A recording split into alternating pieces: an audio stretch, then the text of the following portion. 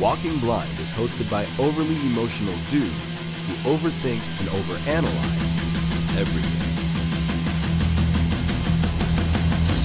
Nothing the hosts say should be taken as medical advice or opinion. They're not professionals. They're about to make that very clear. What's up, everybody? Welcome back to another episode of the Walking Blind podcast, the podcast where we like to normalize checking in on your homies. If you like what we do, please follow, like, and subscribe. It'll help us a lot. I'm Mike. That's also Mike. Today we have, an awesome guest, old friend. It was really hard to not just ask you life questions right away. So this is gonna be. I'm in, dude. We're gonna be just catching up on camera. We have our boy Josh Paschke here in the house. Yeah. Planes Crash and Cassettes. I'm sure other things that we don't probably know about. Yeah, I mean, we can get into it. Get some bathroom singing, good acoustics. Solid acoustics up in that bathroom, dude. Solid acoustics. Welcome, man. Yeah, dude. We talked about having you on, like, from the very beginning, really early on. And then you guys had moved. Like, you guys had we went up left for a while. to Reno for, God, we were out there for what, 5 years? 4 years? God, it felt like 5. Yeah. Where are you guys at now? We're up in Victorville right now. Oh, okay. Yeah, so... I was originally with Amazon after I got out of music. Did that for 7 years, and then ended up not liking it anymore, and then decided to take an opportunity with a company out in Reno, and went out there. Didn't know what the F I was doing or getting myself into. We bought a house out there, so that was cool, but I don't know, after a little bit of time, it's like, this place sucks. I want to go back home.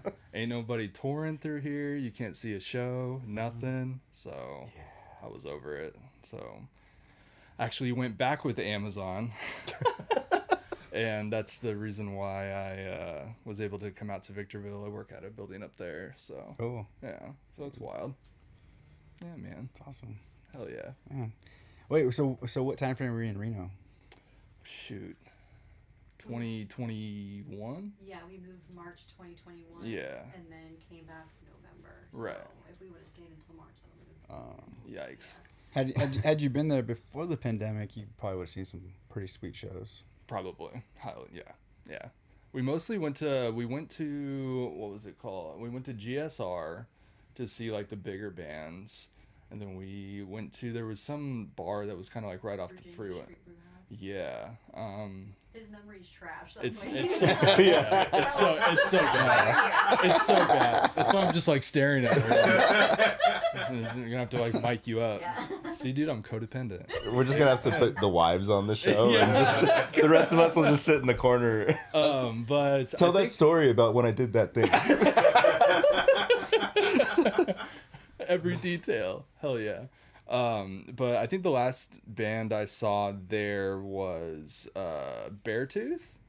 I think we went to go see Beartooth, and there was somebody else on that show that was really good. But Beartooth was wild. Last GSR show I think was A Day to Remember. Yeah. Oh, dang. Which was insane. I feel like there's a band that's like right on the tip of my tongue that was from Reno that ripped, and I can't think of their Code Red? That's a sick name. Maybe. I love that. Maybe. Because I just remember not a lot of bands coming out. Did you get to see the hockey mask crew? Mm-mm. What's that? Oh, it's a crew out there, and they wear hockey masks.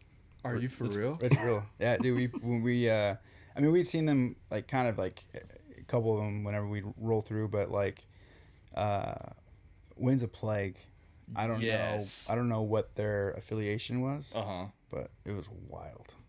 For real? Just like just a bunch of dudes in Jason masks just moshing really fucking hard. Oh my god. I know that the hardcore scene out there, like, just by talking to kids and stuff that I worked with, that were still kind of in it, there wasn't really much of one like after COVID and stuff like that, but prior to that there was a lot of effery that was going around for sure. Yeah. I've heard of people getting stabbed, shot, a lot of like biker gangs and stuff out there too. The barber that I used to go to, he used to work in a shop that was actually partially owned by one of the Hells Angels. Oh, okay. So anytime that he was there, like doing cuts, he would always be right next to where my barber was. So of course I'm like, hey dog, tell me some super sick stories about like what goes down and stuff. Yeah. He didn't like say like too much, you know, because they're not that kind of thing or whatever. Yeah. But he's told me some stories like where it happened at like hardcore shows, and they would have hardcore shows even in like the barber shops and stuff like that. So it's wild as shit. Tight. Yeah. Glad to be home though. Way glad to be home. Way glad to be home.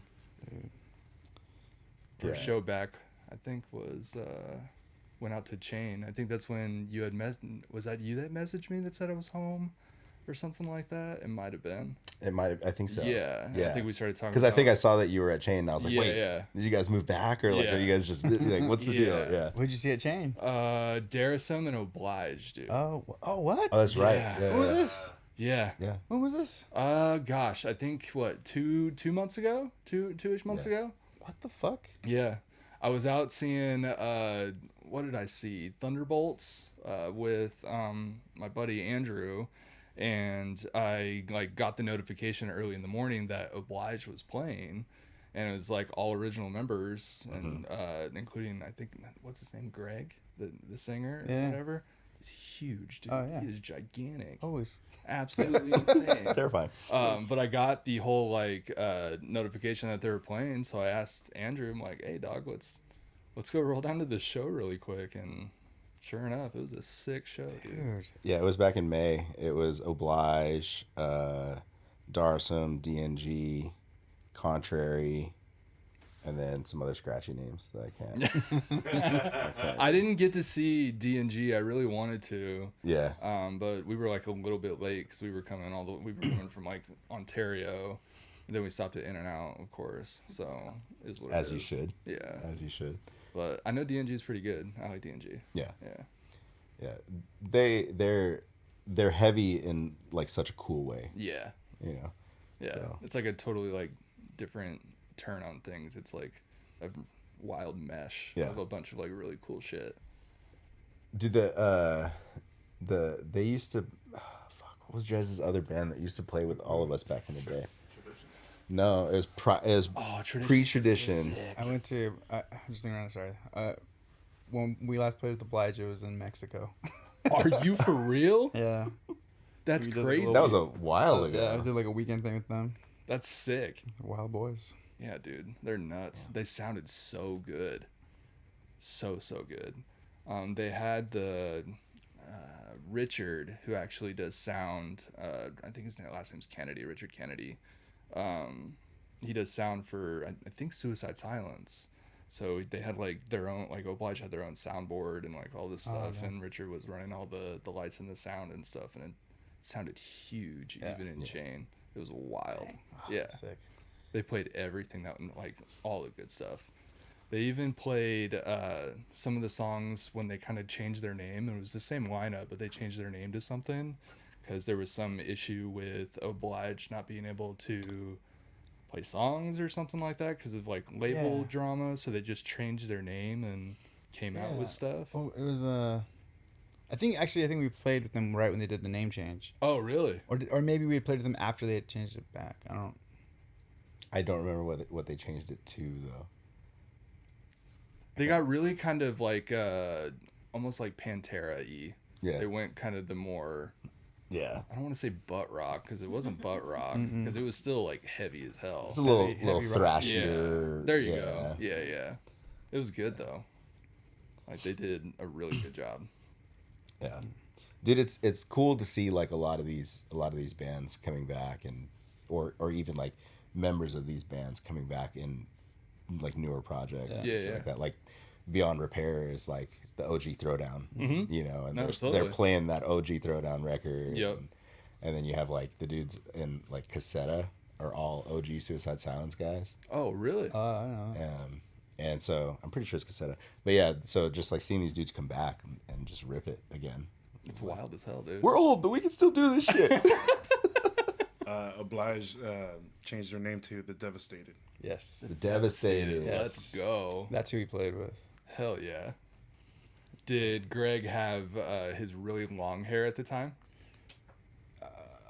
Did he? Because I remember like he used to have like the full like shaved head, like ready to go type thing, but then I think it was around the Devastated time it like grew like shoulder length and he looked scary. I think Big I'm about to ass say he had, beard. yeah, his beard. I think maybe he did have long hair. But I don't And remember. he'd just be like whipping it back and forth and came out like Yeah. looking like Triple H and shit. I was like, God damn, that's a big dude. Jeez. And like he, Greg had, and most of the members had like their kids there and stuff, and they were all up front. And they were like moshing and stuff like that. And a lot of like people didn't want to get like too heavy with it with like the kids around. And Greg sitting straight up like said before a breakdown, don't worry about the children, they're resilient. And at that moment I was like, I'm buying a t-shirt. So I went That's- straight over and got a shirt, dude. I was like, that is the sickest thing ever. They're more likely to heal than we are, man. Oh, yeah.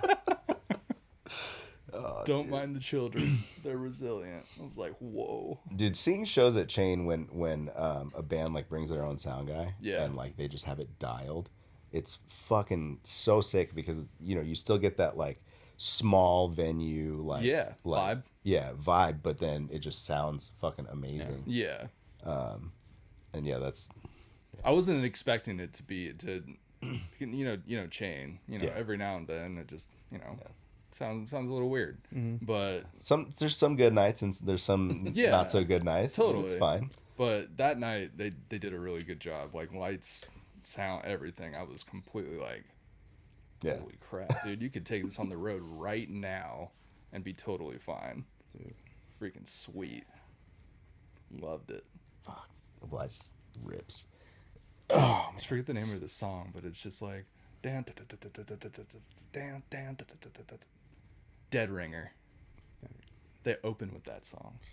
Dude. I almost peed my pants, dude. Man. I think the first time I ever saw Oblige was at fucking like a coffee shop, Muggsy's. Remember Muggsy's? Holy shit! You saw Oblige at Muggs, Yeah, dude. Did dude. someone die? I mean, yeah. I mean, no, because the kids are resilient. Yeah. The children, The children are the children resilient. resilient, dude. Nobody died. There's a T-shirt somewhere in there, dude. There's an Oblige T-shirt somewhere in there. And then, I mean, some obviously a couple times. And then we played with Oblige, and it was the night that we met Chris Williams. We Sick, played with Chris Williams' band, and that was at Roller City 2001. dude. Yeah, Are you dude. kidding me right now? I haven't heard that name in forever. Roller City 2001. It's I used gone, to man. get down, dude. Of course, dude. It's the sickest Like shit a Harbor ever. Freight now. Mm-hmm. It's a Harbor Yeah. Freight? It is. It's a harbor. It's a harbor. It's a Harbor Freight. And then Shoot. How long did they last for? To at least 2005. No. yeah, they went for a while. Wow. They went for a while. I mean, it got shittier and shittier as the yeah. years went on, but it went for a while. Holy shit, dude. It did, yeah, we did go for a while. Did they do shows for long? No, I don't think so. I think it was just kind of like a wave of like, Let's try this out. It's- Let's see what happens. Yeah, it's always like we'll try it out and things are going good, and then like some shit starts to break. Yeah. Or like somebody fucks something up, or somebody gets hurt, or there's Yep. a fight, and then like it puts eyeballs on the spot. Yep. And then they start like having to deal with insurance issues. Yep. And then they have to axe everything. Like that just happened to the compound, like Elsinore. Like I think they have insurance issues right now. oh, And that's why they're not doing shows right now. damn. And Ceasefire was like building that place up, and then Yeah. now they have to like move everything. Shit, dude. So I think it's insurance. Davey can check me on that if I'm wrong. Still can't get a venue one around here. That's wild. Yeah, Absolutely insane. yeah, and it's at a point too, because like I'm always on the hunt for like location, because I think part of the dream of this podcast would be to like find a like legitimate venue in Yeah, Riverside. dude. Oh yeah. Like a showcase type thing. Mm-hmm. But every spot that comes up that like could be good sized for live music and everything like Yeah. that, it's like it's ridiculously expensive and we'd have to like shell out so much money just in like Just to keeping check the place out the open. boxes. Yeah. Let alone like insurance and all that stuff. So it's like, fuck, Shoot. dude. Yeah, Everything's expensive. dude. Like even right here, there's a spot on the corner. I've always looked at this building and like it goes up for lease and somebody will get it, and and then it finally went up for sale. And so like I reached out and they're like, well, we're selling the building for this price, but also there's an option to just lease it. You know, and I was like, well, what's the lease look like, dude? And it was like fucking $19,000 a month. What the like that. I was hell, like, dude? How? Justin Bieber How? living there? Like, what the hell, dude? Jeez. It was crazy. It just, California, we're all priced out of everything, dude. Like we don't want to leave, but we're making it really hard to stay at the same time. So For real. I mean, I tried to leave. yeah. Then I saw that the grass is not greener by any means whatsoever. I mean, for a certain person probably, but not for me. Yeah. Uh-uh.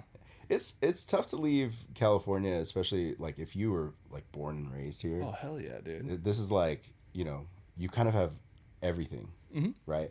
Like you could travel and you can see a lot of stuff, like, and you can, it's rad to experience different places, different, cultures and Hell shit. yeah. But then it's always kind of like, well, now I'm ready to go back home where like everything's within an hour of me, And like, I have everything. and I have Yeah. everything. Yeah. For real. Yeah, it's Exactly. It's expensive, but it's there. I'll take it.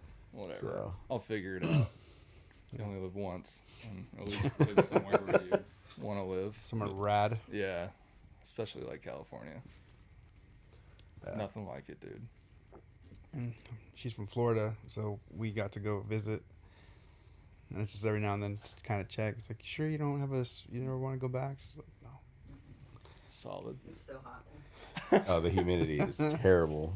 I lived there for 26 years before I moved here. And I was Holy like, hell. yeah, never knew the gloriousness of California. Damn.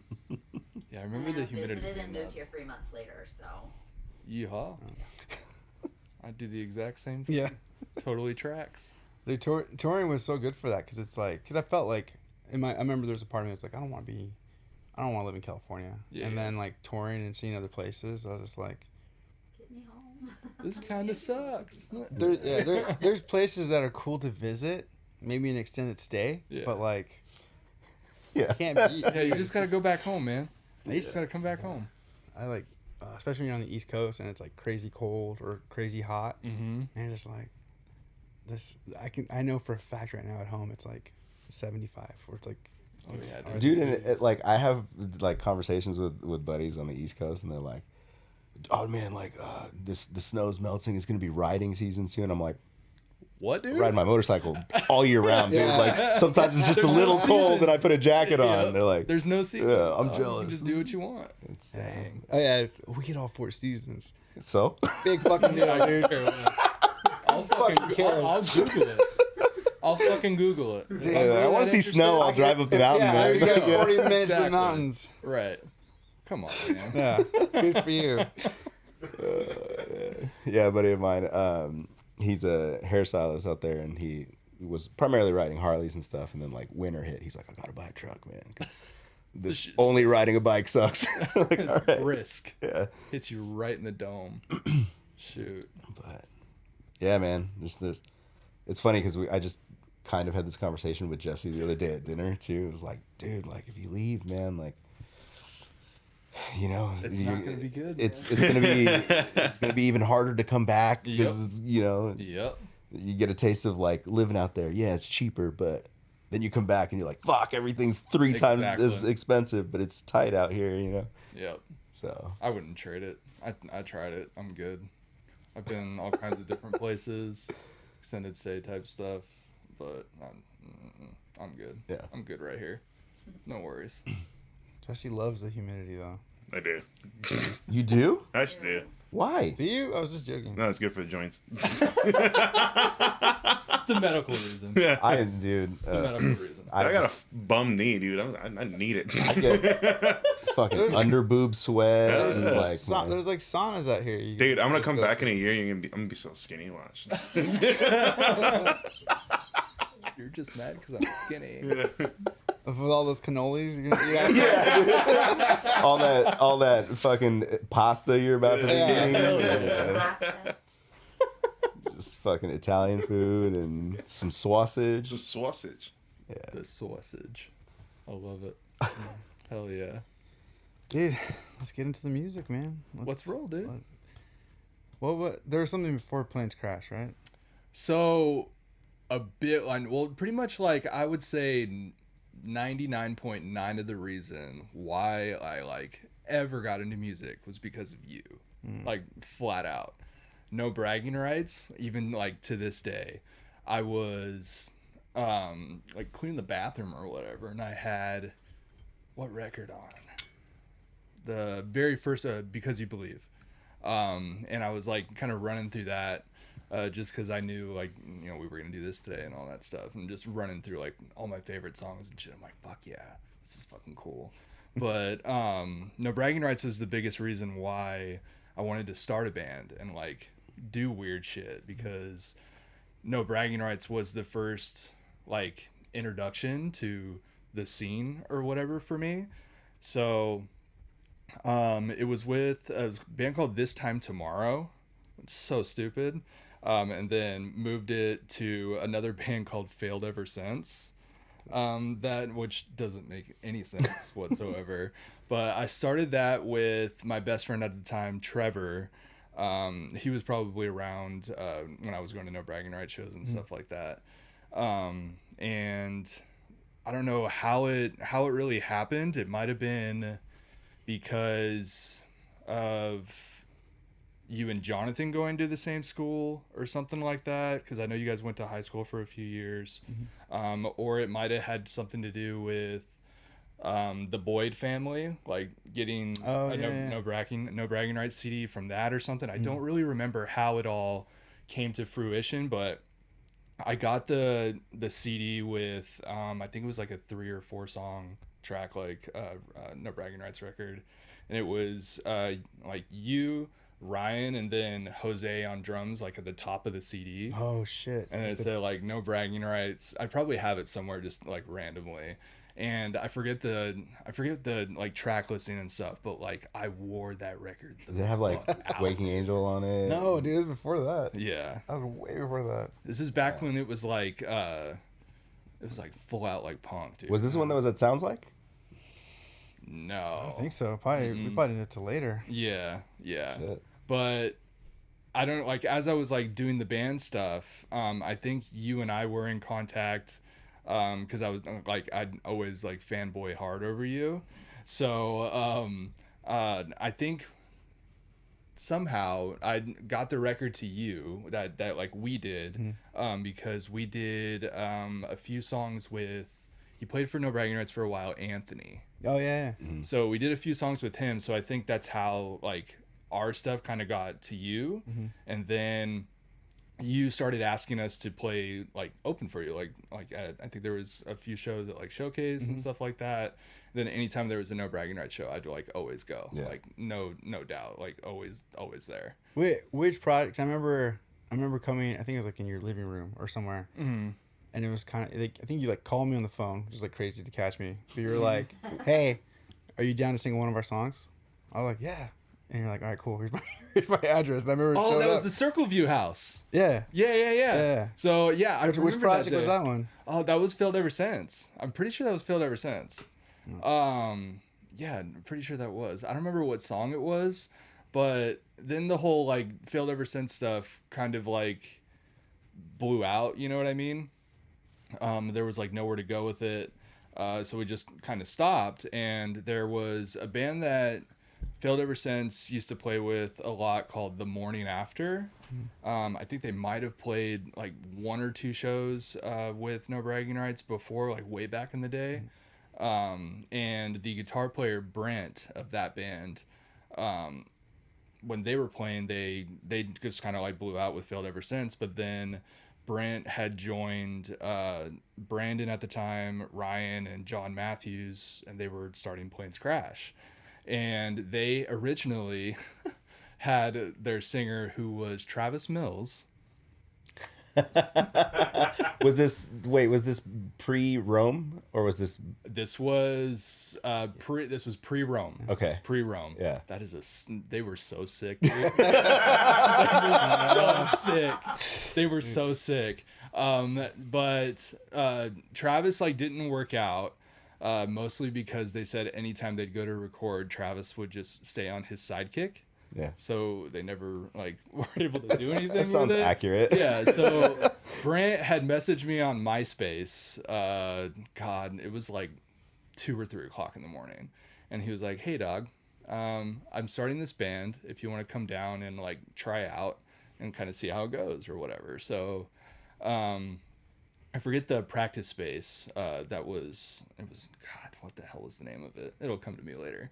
But went down there, tried out, decided it was cool as shit, and then just went full board with it. I think we did a 5 or 6 song little EP bullshit, and then after that we did, God, what was it called? The Prologue.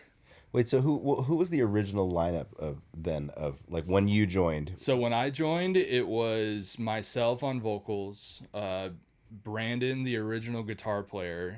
He played on the Prologue and then the first demo. John Matthews, we called him John Mumbles because he mumbles a lot to himself, and even when being on the phone with him, he just so John Mumbles, and then Ryan Jensen, and I don't remember John, and then Brent. Yeah, so Brent and Brandon played guitar, John played bass, and then Ryan played drums, and then I sang. So that was the first lineup that there ever was, and then Brandon ended up leaving, and then I think John took over for guitar from there, and then somewhere in there we got Andy, and then John went back to bass. So yeah, so the Prologue was me, Andy, Brent, Ryan, and John. So that was the lineup. Yeah. That was the one that was that worked. And we did the Prologue record with Scott Saletta. I forget what his band was, but they were on Tooth and Nail for a while. They were a big Christian band or something like that. So he kind of produced it, and we went out and recorded, and he was all found through Ryan, because Ryan was just chronically online and just searching through stuff and listening to music, and constantly on MySpace. I do check out, he's still like that to this day. Yeah. Dude, check out this band, you got to hear this shit.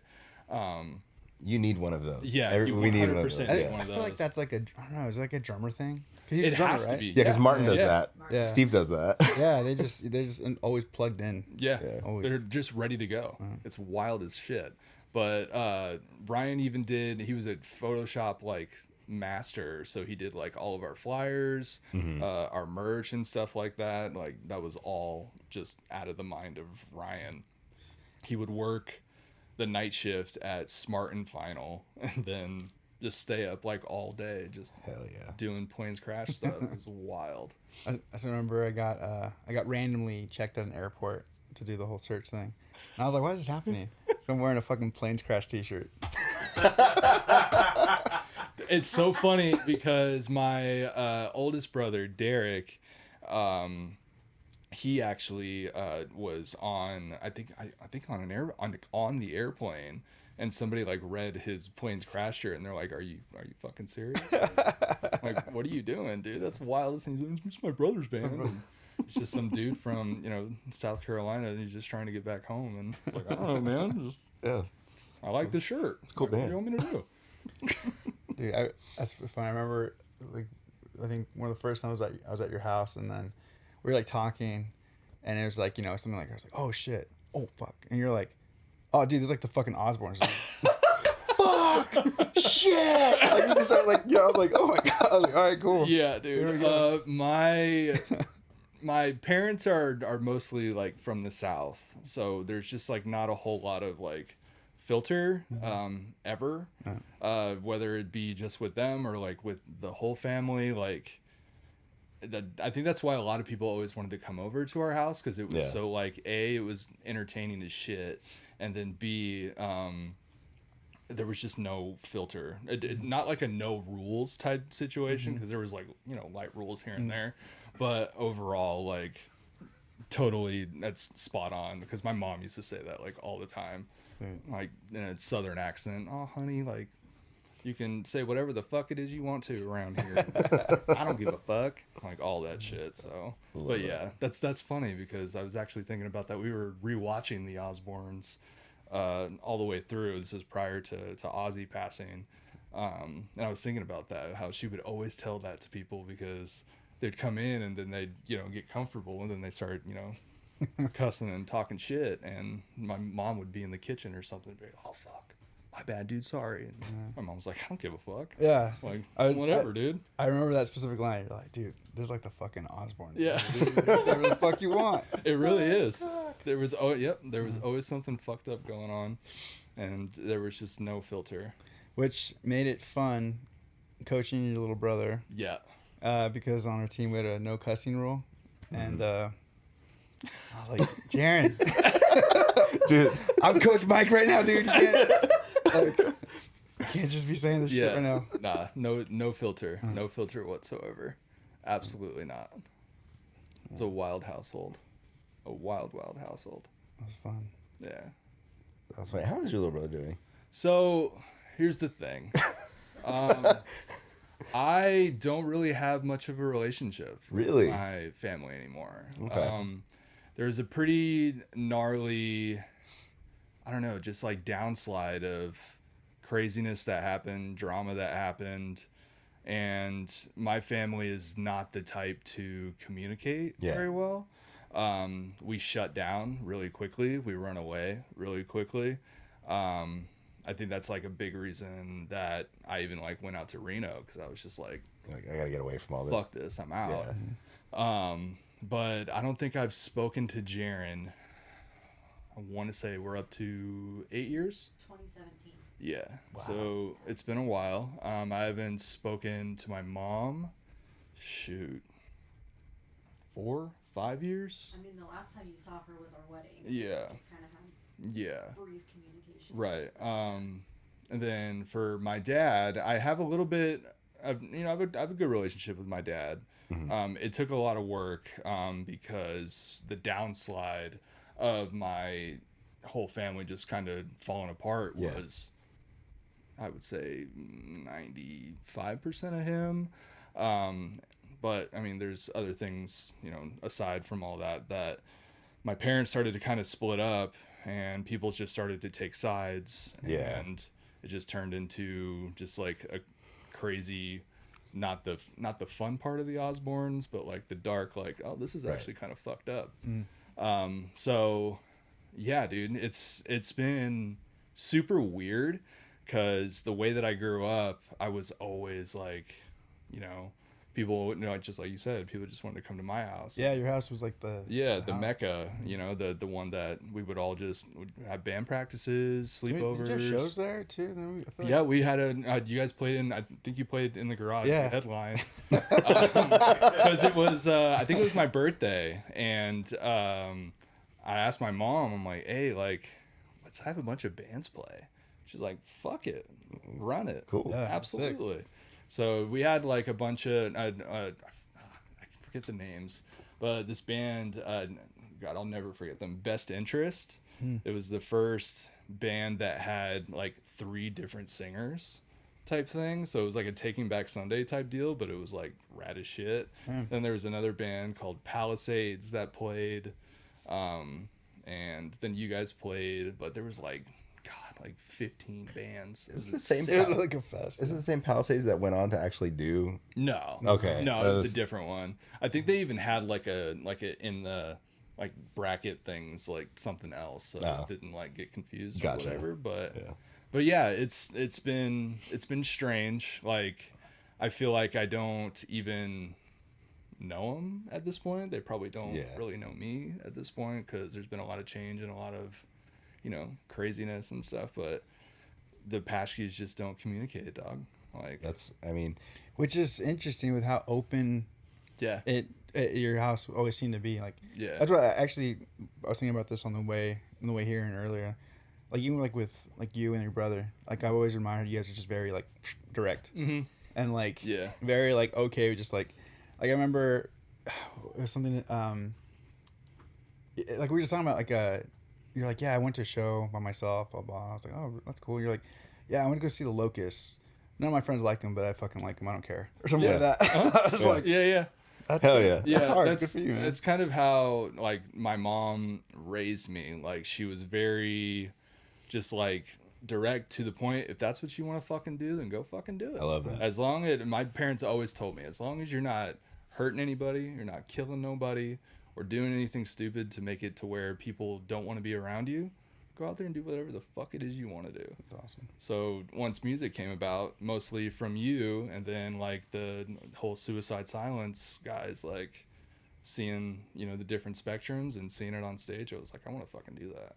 So, Dude, I promise I'll move on from it after this. Just when I say that, I have this one image of your brother, and it is the last image that when I think of him, I just see this. And it's when he was doing like a solo pop project. yeah, And he put out a music video. Yeah. Where he's like dancing.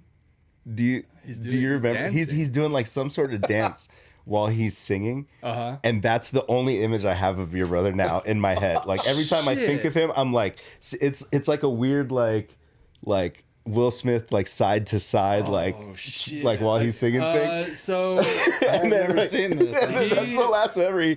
oh man, I forget what era it kind of was within the Pashkeys, but I want to say I was doing cassettes at that point. Yeah. And I had, for some reason, got really into City and Color, got really into the whole like acoustic guitar, like just, you know, covering songs and just like, you know, being sexy about it a little bit. And then started the cassettes thing.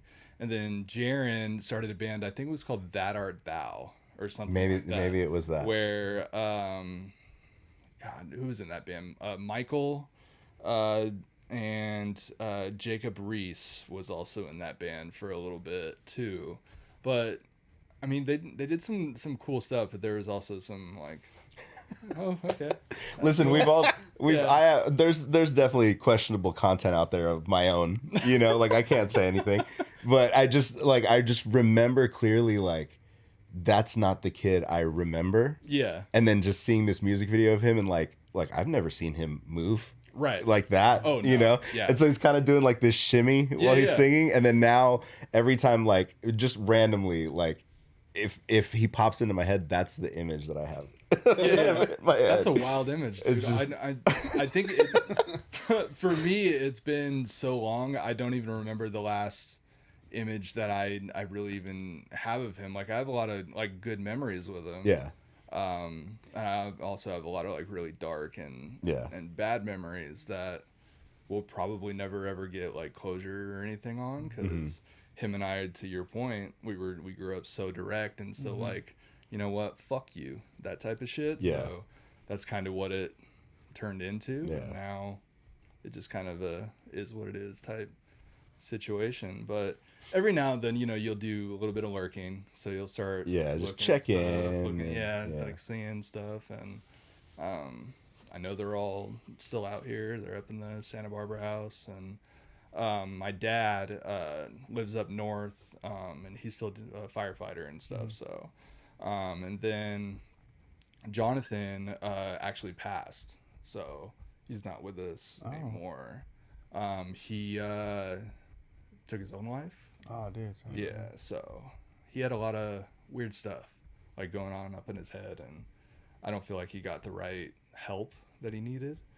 And he was just he was a really interesting guy. But prior to that, I don't think I had spoken to, because Jonathan and I had a really big falling out too. And I think I want to say like maybe 10 years. Might have been more. Yeah, because it was even before your falling out with Jaren. Yeah, might have been more. But yeah, it's been really strange. I think that was last 2 Mays ago. Yeah. 2 Mays ago ish. Oh, so recent. It was very recent. Oh, yeah. wow. Sorry, man. It Yeah. was like around Mother's Day, so this Mother's Yeah, it Day was would have been like a Yeah. year. Yeah.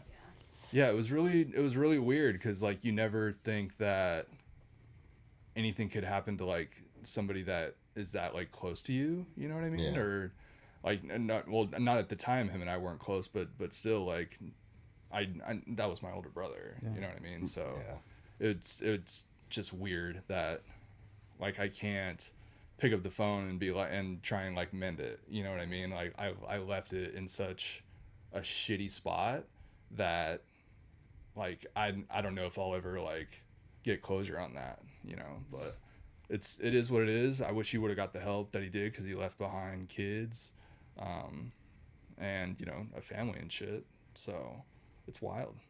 It's wild as hell. But yeah, dude, for the longest now it's just been me and you know her family and stuff like that, so I mean it's been cool, but you know. Do you feel like though, like after, you know, we don't have to get into like the whys of anything, but We like totally can if you you know, want to. do you feel like stepping away and like kind of protecting your peace was the move?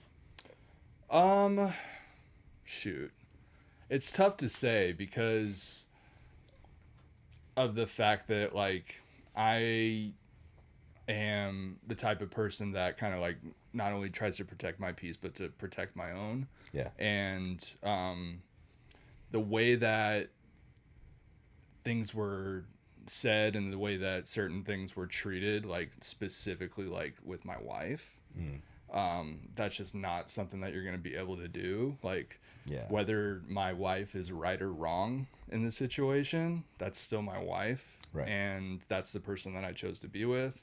That's the person that I love. And if you're going to come for that, then fuck you. I'm going to do everything in my power to make it so you're non-existent at that point. You know what I mean? So him and I have this fight all the time. Yeah. I'm just like, dude, just fucking let her go, man. It's fine. I mean, but yeah, that was a pretty big driver too, on top of a lot of compounding pressure that came from my parents and the wedge that was driven between them and the he said she said crazy shit that you know just comes from divorce. And I'm sure, especially if you guys were always raised to just be direct. Yeah. Then of course, when it becomes hostile, it's that much more intense because, well, I already say fuck you when we're nice to each other. Yeah. You know what I mean? Like, it got really heated a lot, and it's something that I try and just like keep myself busy doing other shit, and then just like kind of living my own life, trying not to think about it too much, you know? Yeah. But I know that you guys had relationships with every last member of my family, you know what I mean? You guys knew Jaren very well. You coached Jaren. You went to school. Yeah, went to fucking school with Jonathan. But yeah, my mom was always at the shows. My dad would come every now and then and stuff like that. But yeah, it's just weird. It just sort of like I said fuck you to him and then shunned, and it's just been that way ever since, which is a bummer, but it is what it is. Yeah, I'm trying to come to terms with it. Yeah, I think there's a definite like there's a definite place for like the family that you choose and the family that is like you're supposed to and when it comes down to it, like usually the family that you choose is there's a reason why. 100%. Like you want them in your life full time. You know, and like I've there's members of my family who like have no understanding of why like I'm closer to like the 5 dudes that I lived in a van with than I am with them. Yeah. Right. And it's like, well, we've been through the fucking trenches together. Totally, And we're still different. like, as much as I hate this dude, like I still would like die for him, like, no. and it's just there's no way to really like explain that. And then when it comes to like, your spouse or, anything like that, like that's a completely different level of, of thing. Also too, I think like sometimes you just, Jonathan is a sad example of like an extreme, but it's like also, I think you need time to like get away and like really like either heal from what you're going through or let yourself process, because it's almost like when you're in the middle of it and it's just conflict, there's no resolve there, especially if you're not really trying to like, if no one's like backing down, it's like then you're just at a stalemate and then you just stay stuck there. And I feel like when you get away, as much as it sucks, I feel like at least you're giving yourself an opportunity to like, okay, let me figure out life again. And you know, who knows, I haven't talked to Jaron forever either, so I don't know what he's doing or thinking, but you know, hopefully he's growing and he's I mean, last night I heard he was married. I had met the girl that he was with, I think, very briefly, way prior to him getting married and stuff like that. But I didn't really know who she was or anything like that. Yeah, just sort of, super strange. But I feel like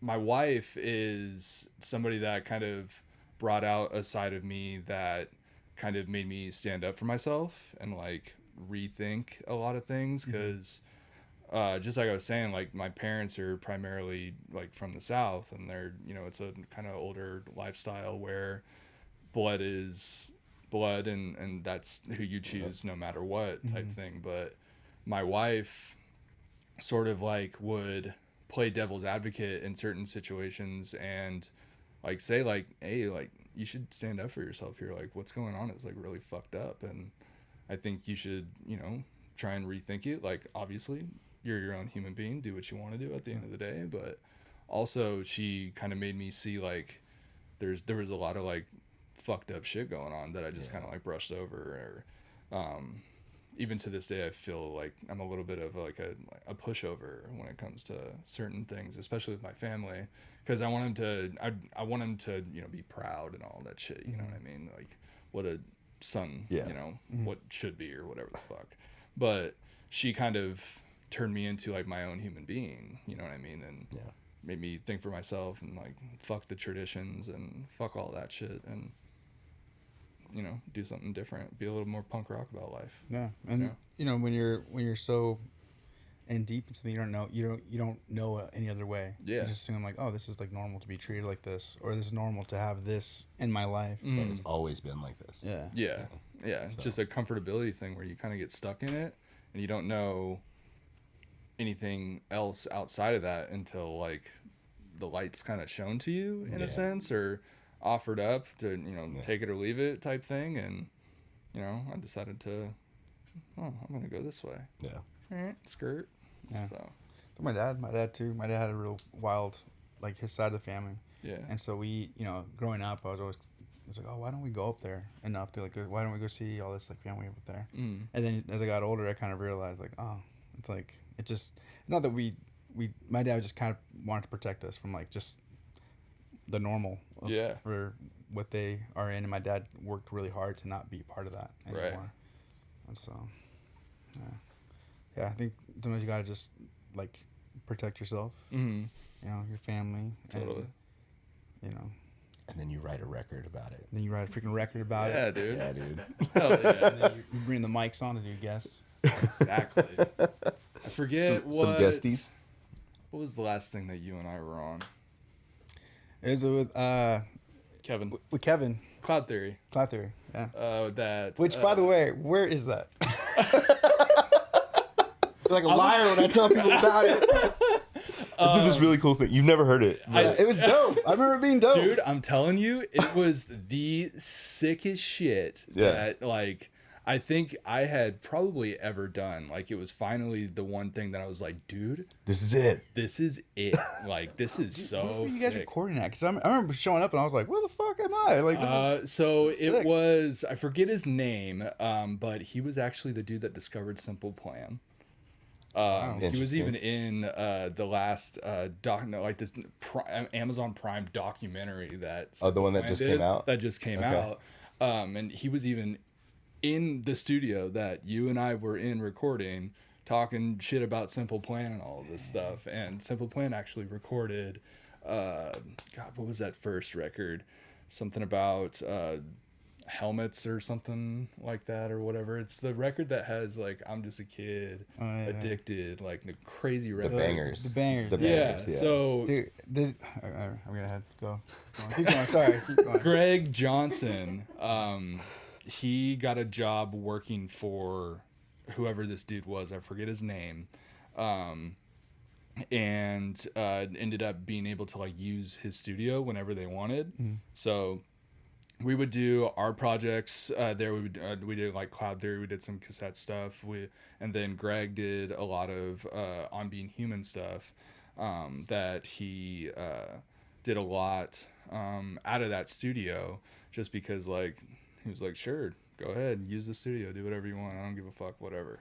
So we got the idea. I forget what the band was, but there was some band that was starting to go towards like the more like metalcore, big sounding, like gnarly, like Parkway type stuff, or Bring Me the Horizon, when they went kind of like Sepulturnal and Drown and all that shit. And I was talking to Greg and Kevin one night at their house, and I was like, you know what, we should do like a metalcore record. We should do something like crazy. And Greg was like, give me like a ton of songs that you would want shit to sound like, and I'll just start writing my ass off.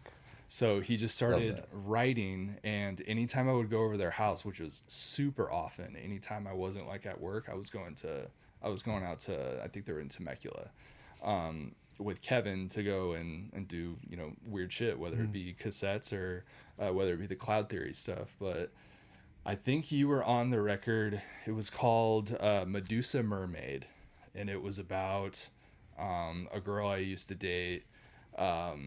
That yeah. As soon as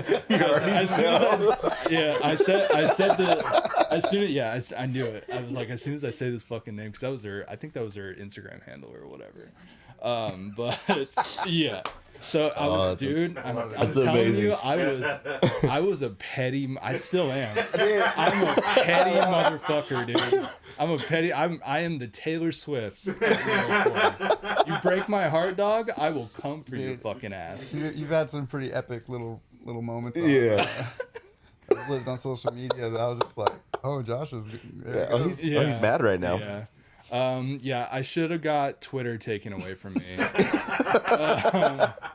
Twitter actually caused a lot of issues. I talked a lot of shit, dude. I still do.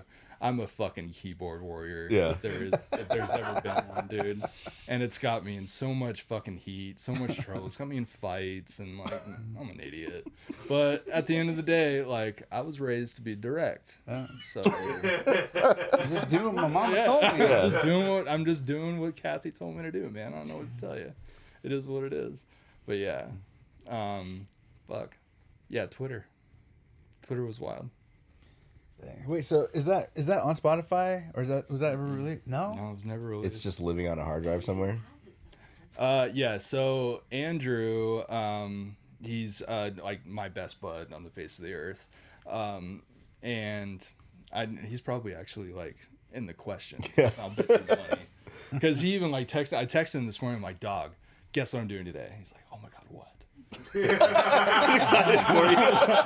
And I was like, I am doing a podcast today with Mike from No Bragging Rights and Creative Void. He literally texted me back. I showed it to her this morning. Shut up. And I had reposted like the questions and stuff like that. And he had texted me a few hours early, like with all of these like different like questions. He's like, what if I ask this? What if I ask this? I was like, dog, just ask all of them. Throw all that fucking shit in there. And then we went off on a tangent about boy bands and shit like that. But fuck, I forgot even what the question was. Yeah, Andrew has it on a hard drive somewhere. So why did that never come out? Oh shit. We originally wanted it to come out because we really wanted to play like shows with it, especially like the big track on it that was 9343, which was actually the address that Jaren and I got into it at. Jaren even lives at that house to this day. Oh. So that record was the biggest like Yeah. gigantic middle finger Pissed. amongst other songs on that record. But we really wanted to play shows with it, and I don't know why it never like came to fruition. I think I felt like I wasn't gonna be able to do the things that I did on the record live, because it was hard, dude. It was hard as fuck.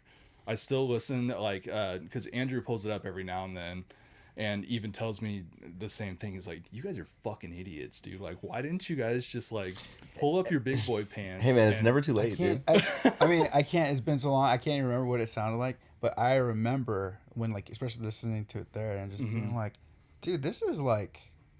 is fucking good. This is like this is gonna do something." Yeah. And then it's one of those things where it's just like 5-6 years later, I'm like, "Wait, what the fuck happened? Like, where'd that shit go?" Did that come out? I wish it was on Spotify, dude, because I feel like I would just be like fucking on total rotation, Dude, like just crazy. drop it, man. Just I don't know. I haven't spoken to Kevin or Greg in quite a while. And then the dude that played, you know who played drums on that record?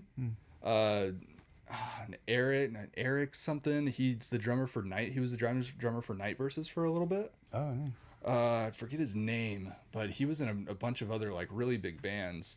And he came out to the place where you recorded and like did the drums and all that stuff. And I don't know, we mixed, we mastered it, we finished it, like, and then we were just like, whatever. I'm sure if I look, I feel like I maybe have like a rough. You have to, yeah. it. I'll get it from Andrew and I'll send it to you, dude. Because like anytime Andrew even turns it on, I'm like, oh, dude. Wait, so it was finished? You guys mastered everything? Yeah. And you guys just didn't do I anything? didn't fucking do anything with it. so you wrote the record. Yeah, no shit, right? I mean, if nothing else, just like, it was good. Yeah. Have it out. Yeah, it was so good. Have it out, dude. Give everybody their writer's credit and just get different dudes to play it. Yeah. Was the drummer Arc in Porta? Eric in Porta? It was. I saw with Night versus Art.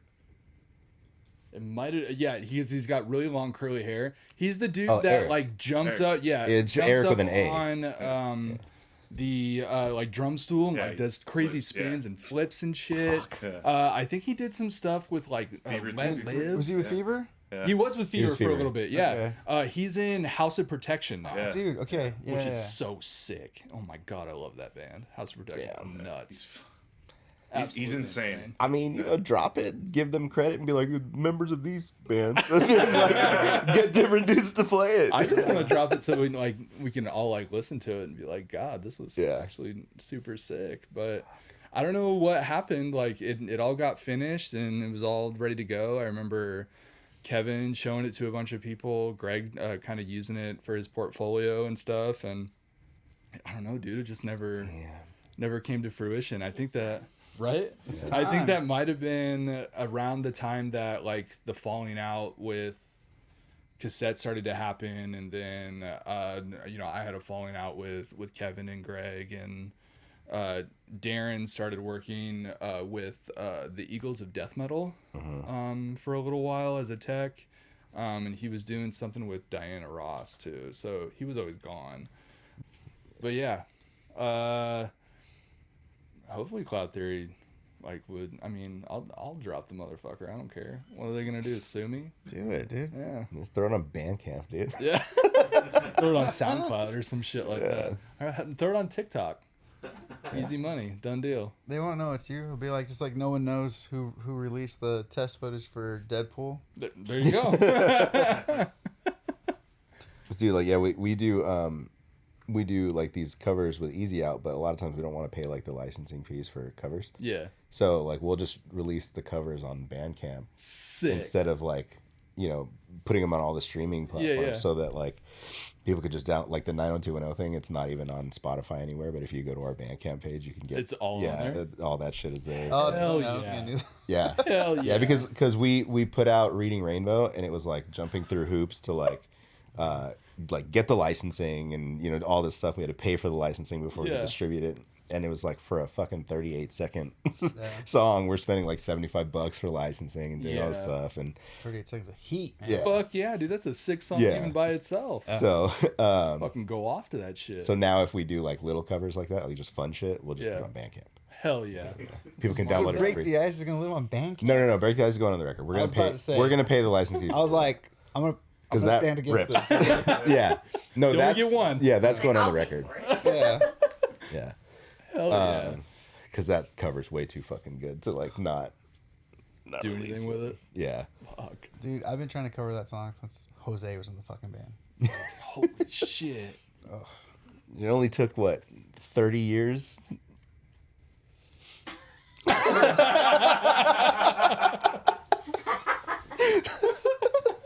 99 was 99. It's like 20, that would be like 27, Yeah, 20. 26 years. Yeah.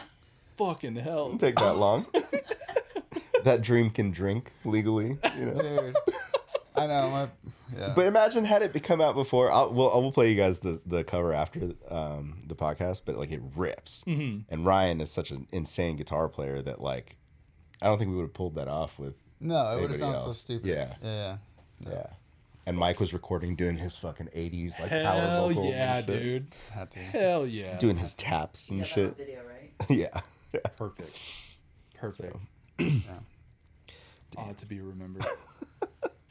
Yeah, so Planes Crash, what was because you guys were active for quite a while. Fuck yeah. Did you guys hit the road with Planes Crash? Uh-huh. Yeah. We did a couple tours, kind of like going up to like Oregon and back, that type of stuff. Yeah. Did stuff in Vegas, Arizona, stuff like that. Not anything like too huge or anything like that. I mean, the craziest shit that Planes Crash did was we did a night of Taste of Chaos, and when we did Taste of Chaos, when we got there, Kevin Lyman forgot that there was a band that was supposed to take the slot of the band that was going to win the contest or whatever, which is what Planes Crash did. But he had already a band booked from Alaska that was supposed to play in that slot. So they were supposed to just like not do that show. But the Alaska band obviously was booked and coming from fucking Alaska, which I'm pretty sure isn't walking distance. Right. So he was getting his hair cut or something like that, Kevin Lyman was, and heard that we were there, and then he was like, oh fuck, there's like a whole thing, I'd want this band to play. So he made the deal with us he would give us a spot on Warped Tour that year if we would go on earlier. So we still played for like more people than like Yeah. 2,000 people, dude. Yeah. It's fucking insane. Yeah. And then the Alaska band went on after us, and then Kevin Lyman handed me his email, which was the AOL account. I thought it was just like a ruse, like Kevin just dot like Lyman at AOL.com. Yeah, dude. Like Kevin X Lyman. But when he handed it to me, I just sort of put it in my pocket because I was like so stoked of like, that's Kevin Lyman, dog. I'm talking to the Kevin Lyman. Warped This Tour, is dude. nuts. Yeah. And I just put it in my pocket, and I was just trying to be respectful. But then, like, once I was, going back out to the truck and stuff after the show, I looked at it. I was like, dude, did Kevin Lyman just fucking just give me some random email and be like, okay, email me and you'll be able to play Warped Tour? I'm like, yeah, okay, buddy. Yeah. Right. So a couple days later, I had like, still the anxiety of like, what if this is wrong? Yeah. I've, like, already like told, my family, the rest of the band, like, we're gonna play fucking Warped Tour same year, dog. That's sick. And I ended up like getting online one night and just like emailing him and being like, hey dog, like, I don't know if you remember, but we played this date, we'll have Taste of Chaos, blah blah blah blah blah. And within seconds, like, came right back, and he had said, oh yeah, I totally remember, like, I'll have my people kind of reach out once Warped Tour is a little bit closer, give you all the shit, and you just show up, play on the Kevin Lyman stage, and done deal. I'm like, okay, cool. So I think it was like 4 or 5 days before like actual Warped Tour was happening, and I had ended up getting an email, sure enough, from like the I want to say like, I guess like you can say like a director of operations for Warped Tour with like, you know, where to go and all this stuff. And we ended up playing Warped Tour, and you got to get there, you know, ass early. So we were all there ass early, and I'm thinking that we're going to play like Kevin Lyman stage at fucking 10 a.m. Yeah. It's like, yeah, exactly. When people are yeah. still looking at the fucking blow up. Exactly, right. Exactly. So, but he gave us like a bomb slot. I want to say it was like maybe between 4 and 6 o'clock slot. So the sun was going down, like the weather was nice. And right after the Kevin Lyman stage was done with us, Pennywise was going to come on. Oh, sick. So the way that Kevin Lyman stage was set up, it was set up kind of like right by like when you come through like the entrance at like, I think it was the Pomona Fairplex is where it was. And one of the main stages where Pennywise was is like, you know, you could throw a fucking baseball at the stage or whatever. So when we actually played, people were like getting stoked to go over and see Pennywise, so people would kind of like stop for us and stuff. So we had like a fairly like okay crowd, and it was dope. Yeah. Fuck. On cloud 9. Dude, what year is this? Shit. I don't even remember, dude. 2000. It was definitely a single number. I don't even know. I couldn't even tell you. I could tell you what the flyer and all that shit looked like. It was like green.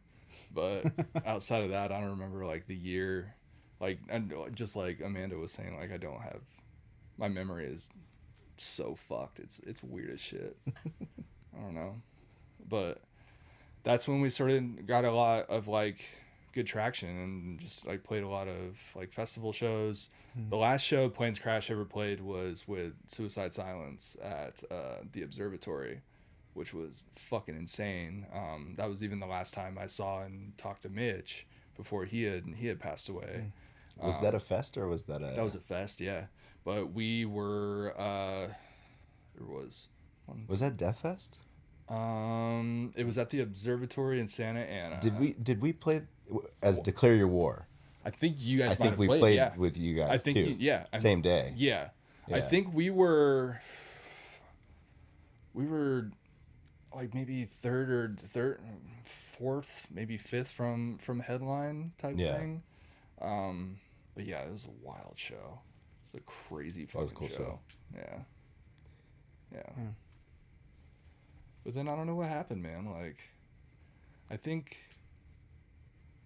I anytime I think about like Planes Crash and kind of like how it started to decline, I start to like blame myself a lot, because for the way that my head was at the time, I felt like I had a lot of ego. I felt like I was a little bit of like a rock star, you know, because Taste of Chaos and then Warped Tour, and then you're getting like these big shows with you know, big bands and stuff like that, and you were drawing everywhere. Yeah. Like at least I remember, at least out here. Yeah. Even like the Castle Park shows. Yeah. Those were fucking nuts, dude. Dude, there was one fucking Castle Park show that this is pre-Creative Void. It was still Declare Your War. Yeah. And Declare Your War had a show booked at Castle Park with like some metal band that was touring through, and we were playing inside the tent, the circus tent or whatever.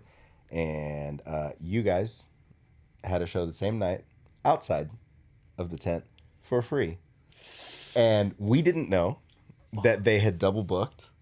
So everybody that came to the show walks up and just goes, "Oh, the show's there. Look, all my homies are there." And everybody walks up. And like, you know, like I wasn't mad, but I was just like, who the fuck booked? Like, why didn't we? And then I was like, well, why don't we just combine the shows? But it was two different dudes booking the shows. Yeah. And they were like, fuck no. Yeah. And I'm like, you guys are just going to lose your ass on that's a free show. Yeah. Like, you might as well, like, at least these dudes can sell merch and stuff. And they were like adamant about like, no, we're not combining the shows. Fuck. So we had a show and we played to like 12 kids, knowing hundreds of our friends are standing like 50 feet away outside. And we even like, I stayed to watch the guys that were touring through, and then I left and went over there. Like, because it was just like, what's the fucking point? Like, what are we doing? Yeah. And I just remember being like, oh, this was horrible.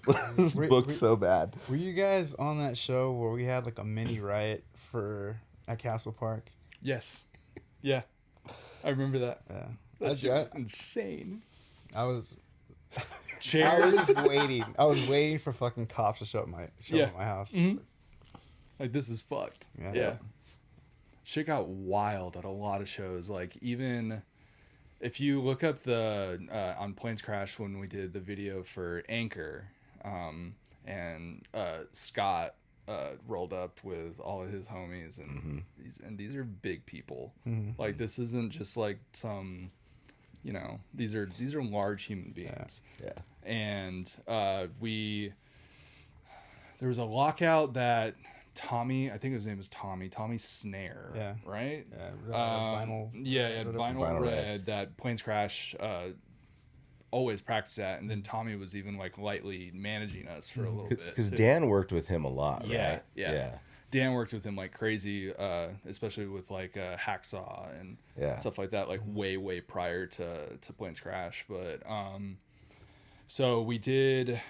Tommy had opened up this lockout, and then it was like kind of like this big kind of like hall type thing, and he was like, "Dude, let's do a fucking music video here." Yeah. I'm like, "Who the fuck's gonna do a music video?" And Ryan was really good friends with what was it, Pure Videos Rock or something like that.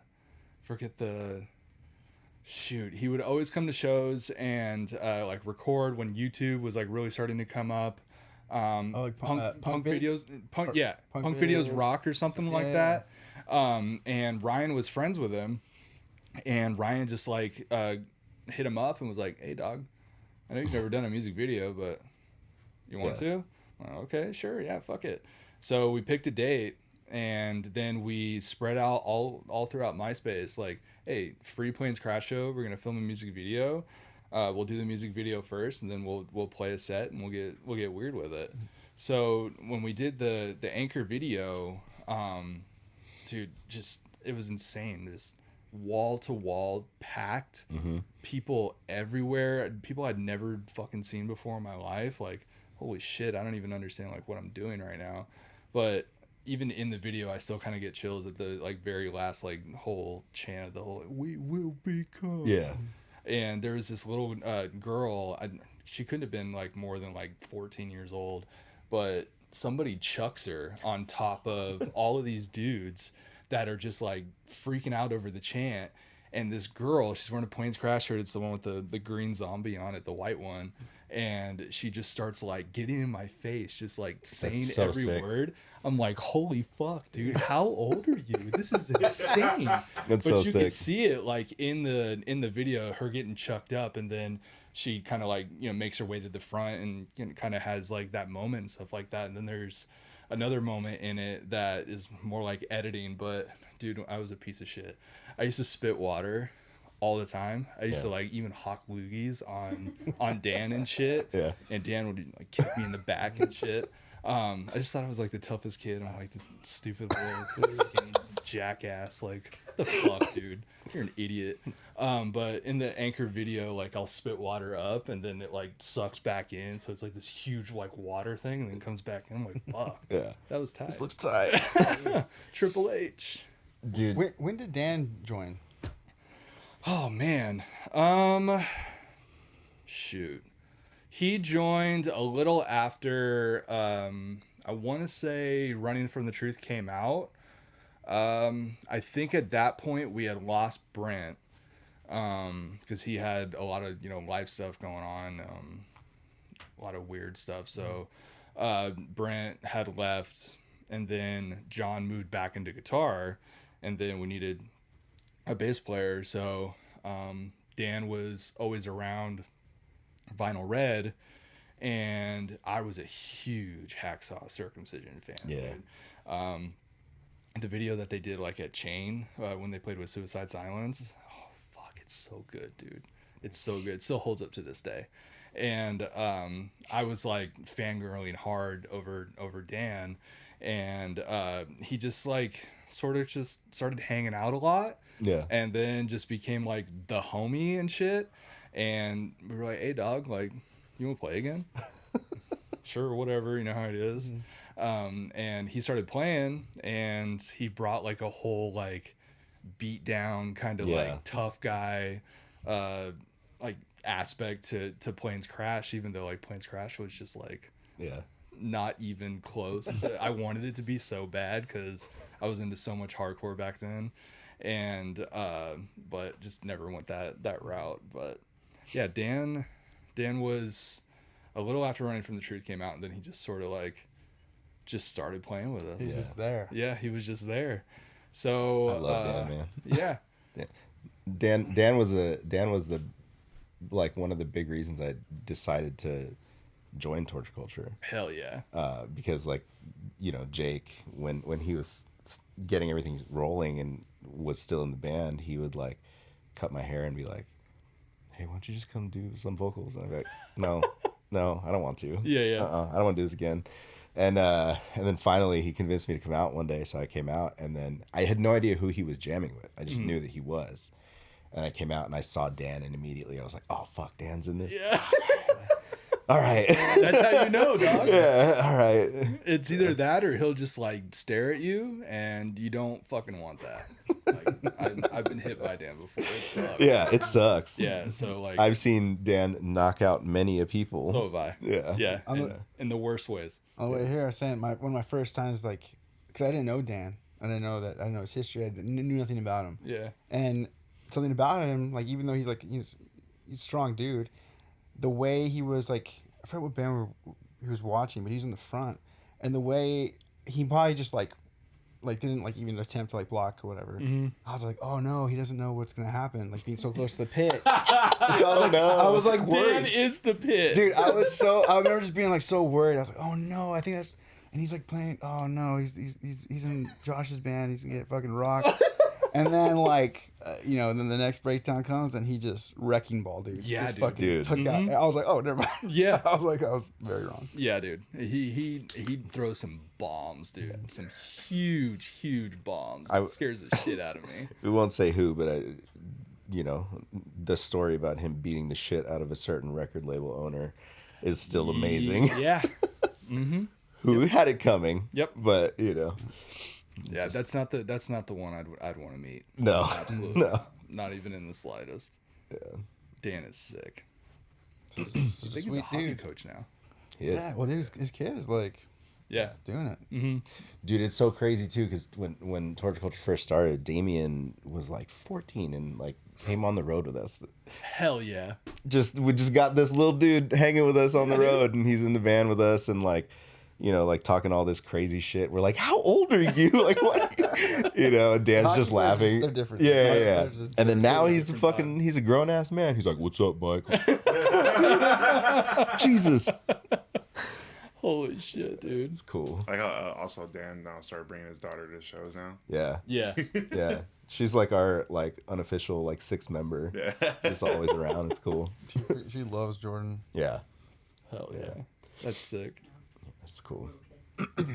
That's it. Like, kind of as you were kind of mentioning Jake, I think that was a big reason why Planes Crash had such a draw, because he had a Shipwreck, a Castaway. Yeah. But prior to that, he would always be at our shows. Him and Robbie and John, like, they would always show up to the shows and bring just fucking gaggles of kids, dude. Like, made no sense to me whatsoever. Yeah, just deep as fuck. Jake always went hard at the shows. Do you remember the Red Planet show? Where I want to say it was you guys that broke the stage. Yeah. And then John broke the stage. Yeah. So you guys broke the stage. We made the hole in the stage, and then they had to play around it. Yep. Because there was no more stage left. Yeah, it's just a series of events. Fuck us. So like you guys played, and as you're getting off, you're like, hey, watch out. There's like the stage is breaking. We're like, cool. Creative Void, being a ton of thick boys, took that as a challenge to further break the stage.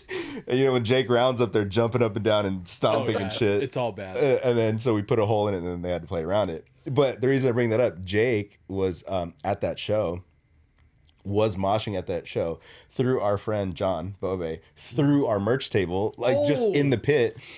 And then I turn around, I look at Jake, and he's got this big old hole in his arm, and he's like, my pocket knife opened, it was connected to my keys, and I was moshing, and I fucking hit my knife, and it just sliced him up. So I was like, what the fuck? He's like, it was a good night, man. I was like, all right, Jesus. Like, Dude, I remember, Jake out here going hard, dude. He's always going hard. I remember, I think the second or third time that he had cut my hair, he was still at, I want to say Riverside Shave Co. is what it was called. Yeah. And I sit in the chair, he gets me all set up, and we just started, bullshit, and he's like, "We're gonna fight the other day." And I was like, "Really? What happened?" This guy came in, he was talking shit to the girls. I told him, "Want to go outside?" And we went outside. Yeah. I was like, "That's tight, dude." And he's like, "I got video." I was like, "Let me see it." And dude, it is Jake, and he's blasted to high fucking hell. Yeah. Shirt off, just chasing this motherfucker down what was it, Magnolia or whatever the hell, on the sidewalk, and he is just like up and just beating the living fuck out of this kid. Always ready to fight. Man. Yeah, like, dude. without a question. He's just like by the phone, just sick, right? Tight, right? The funniest thing was watching Jake give my pastor brother a haircut. Oh shit! And so I'm just like, I'm sitting there just because I want to hear how Jake is with, like, because he knows my brother. Yeah. And he's like, yeah, I've been trying to be better. I've been trying to be better. And he's like talking about how he's like, I'm actually cutting a lot of things out of my life because I'm being too wild. I'm just sitting there. You don't have to do this, Jake. My brother doesn't care, man. Dude. Hey, Jake, we hung out last weekend, man.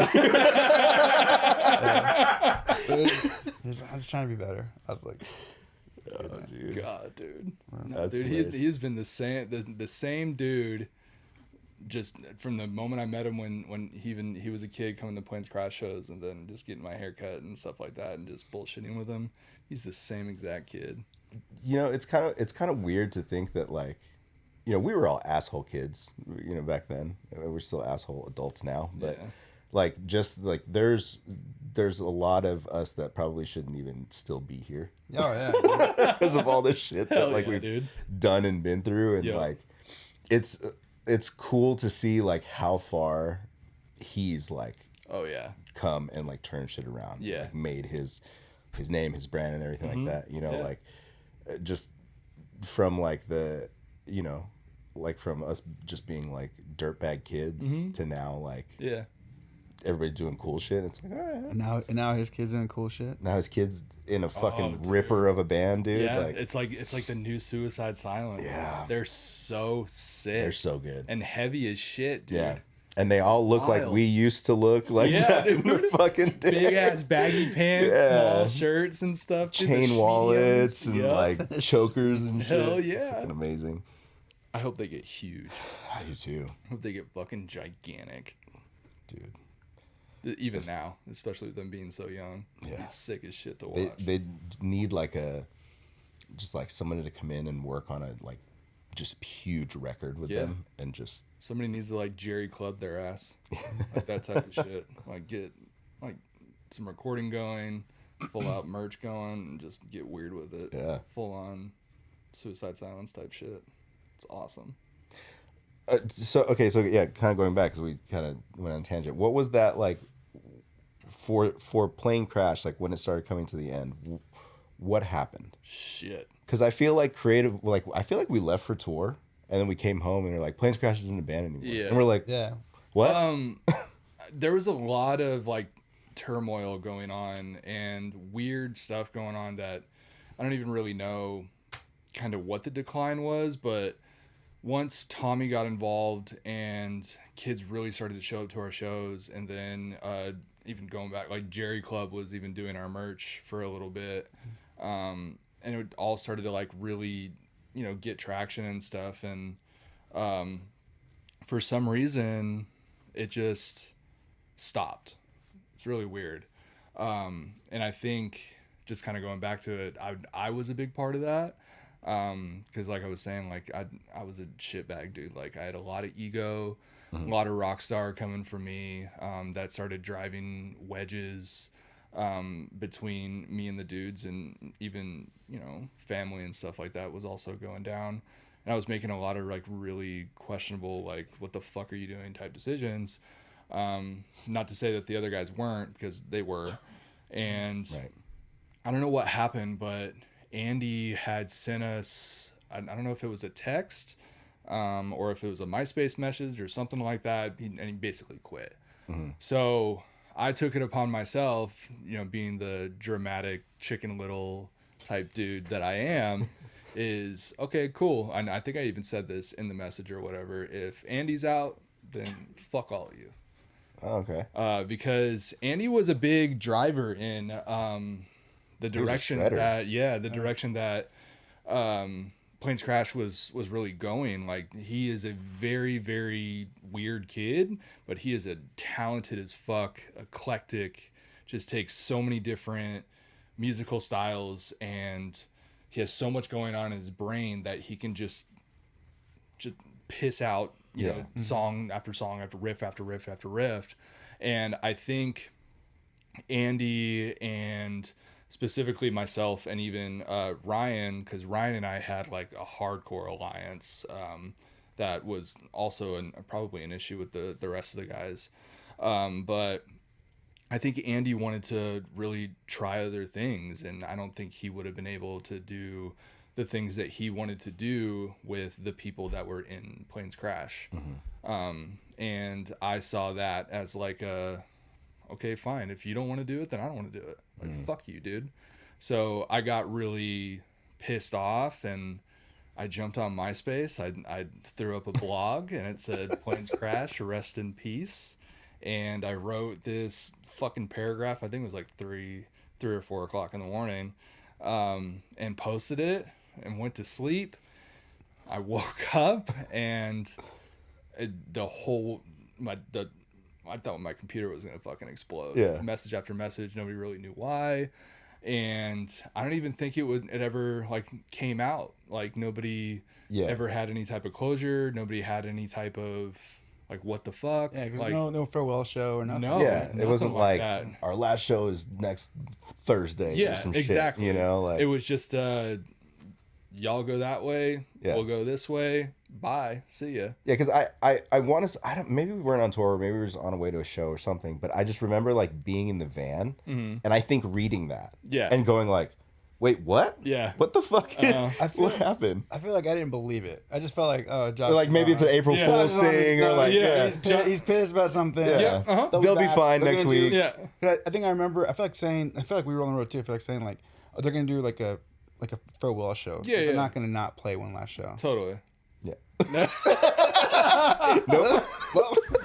Guess Oh, what? so there was, I think, 2 or 3 moments where I think it started with either Dan or Ryan across, the 3 moments of just like, you guys want to do it again? Yeah. And every time I was always like, okay, I'm down. Like, let's do it. So we would get in a practice space, we would play, and we would have like these like, great, come together type moments, but it never just like, gained more traction again. And by that time it just sort of became something that was so distant that it just kind of faded into the mist. And I was so lost at that point because Planes Crash was my entire personality. Yeah. And I got in my feels, and just like I was telling you, like I got way into City and Color, and I was like, I got a couple tattoos. I can put some glasses on. Acoustic, what up? So I had wrote, I think it was called Believe. Yeah, it was called Believe. I wrote Believe about a girlfriend at the time, and I was gonna use it as like it was either a birthday present or a Valentine's Day present, but she had ended up breaking up with me like somewhere around there, and that was when Kevin and I were hanging out a lot. Planes Crash towards the end played a few shows with Kevin's band She's Sinking, and for some reason, Kevin and I just kind of clicked with each other, and we started going to Disneyland a lot, and then doing a bunch of just like random shit, hanging out, talking music. And Greg was just starting to like figure out recording. I had this Believe song, and we had recorded it because I was going to give it to the girlfriend at the time. And then after, the breakup happened and we didn't do anything with the song, and then I started writing more and more and more, and Kevin, Greg, and I just started recording more and more and more. And that was when I think Jason Majeu, I think was his last name, I'm not sure. Maggio. Yeah, something like that. He had a label. I forget what it was called, but you guys were on it. Blackheart? Blackheart. And I had sent Believe, and I think it was another song called Unsettled, to Jason. And Jason was into it. He thought it was a cool idea. And then I think originally it started out with just me and the guitar, and then kind of, maybe having a band type thing, but it was really just kind of wanted to do like the more City and Color type route, that type shit. I feel like the first version of the song I heard was just you. Yeah, it acoustic. was just me. Yeah. Yeah. And then the video came out and it was full band. Yeah. And Yeah. it sounded different. It was like Right. more produced and everything. Yeah. So for some reason, it just sort of turned into more of a band thing. And again, I got on Twitter at some point, and I think I started running my mouth like crazy, and it pissed off Jason, and then it drove a wedge between all of that. So Jason sort of kind of like cut ties, mostly, all my fault. And then from there, Cassettes was just sort of floating. Right. And Kevin was like, why don't we turn it into like a full band type thing? I'm like, sure, whatever, I'm down. And I forget what record that was after. Shit, I forget what it was called. Suitcase Life. That's what it was. That's when we did. Nice. Good pull. She's like, I think. Yeah. Yeah. So we did the first little one with like Believe, Unsettled, Songs from the Sky. Like it was really just kind of like, I don't know, it kind of felt like worship music to me, in all honesty. It was not. There was a little. It was not the direction. Little youth pastor vibe. Yeah, that was not the direction that I wanted to go, like, at all. I felt like I was like a recovering addict, just like, believe me, like Yeah, dude, like so set free stupid. church would have loved to have you. Totally, dude. Like with a bunch of people. That was spot the fuck on, dude. Damn, dude. Just imagine everybody singing though, like this. You would have, imagine you could have been you could have been like doing all that praise music that it was in now. dude. You were doing it then, dude. God, dude, Jesus. Fucking holograms in mega churches, Yeah. man. I could fly down. Do you like Christmas specials? It's all about you, Jesus. And they're like coming in, like being like flown in, basically. Like, Oh shit! But yeah, that record was weird. I think it was because we were all on just like a bunch of different pages, listening to a bunch of different styles of music, and it just it was just weird. And then we got John Lavario. I forget what band he was in. I think it was something with Kevin. But Kevin, John, and Greg all went to the same high school or something like that. So then we got John, then we got Darren from Two Sides to Every Story, I think is what the band that he was in. And we started writing a lot of like rock shit. And we did the Suitcase Life record. I forget what song was like the big one on that. Shit. I think it actually was the Suitcase Life thing or whatever.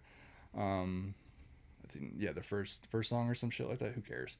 And so we did that record, and then we started like playing a lot of like cool House of Blues shows and stuff like that. And I don't really know what happened with Cassettes.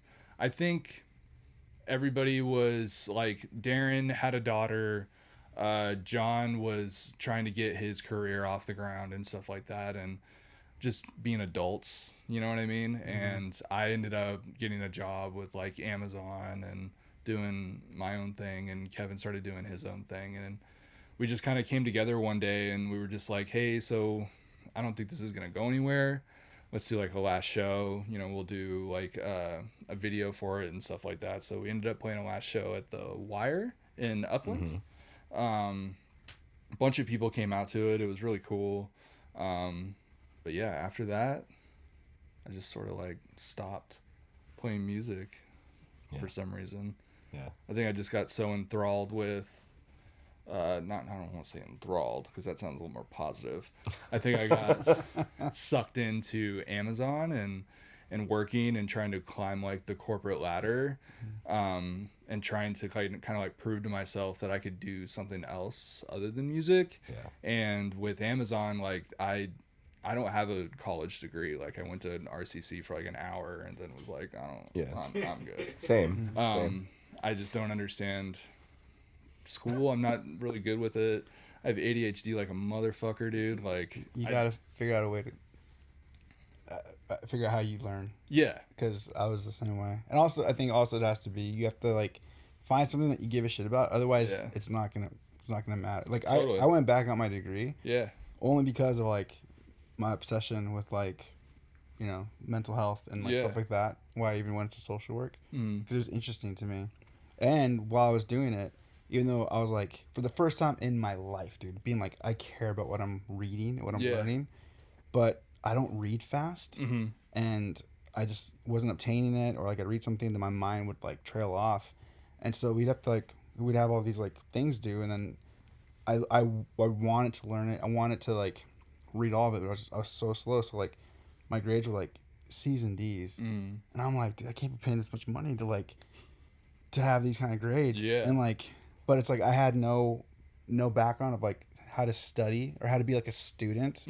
Like I was the fucking worst, dude. Like, and so it wasn't until like one of my classmates was like, don't you like listen to audiobooks and like sped up? I was like, yeah. She's like, you can do it with your textbooks, just get ebooks and you can speed it up. Right. And I did that, and then like my grades went from like C's, D's to like A's. No shit.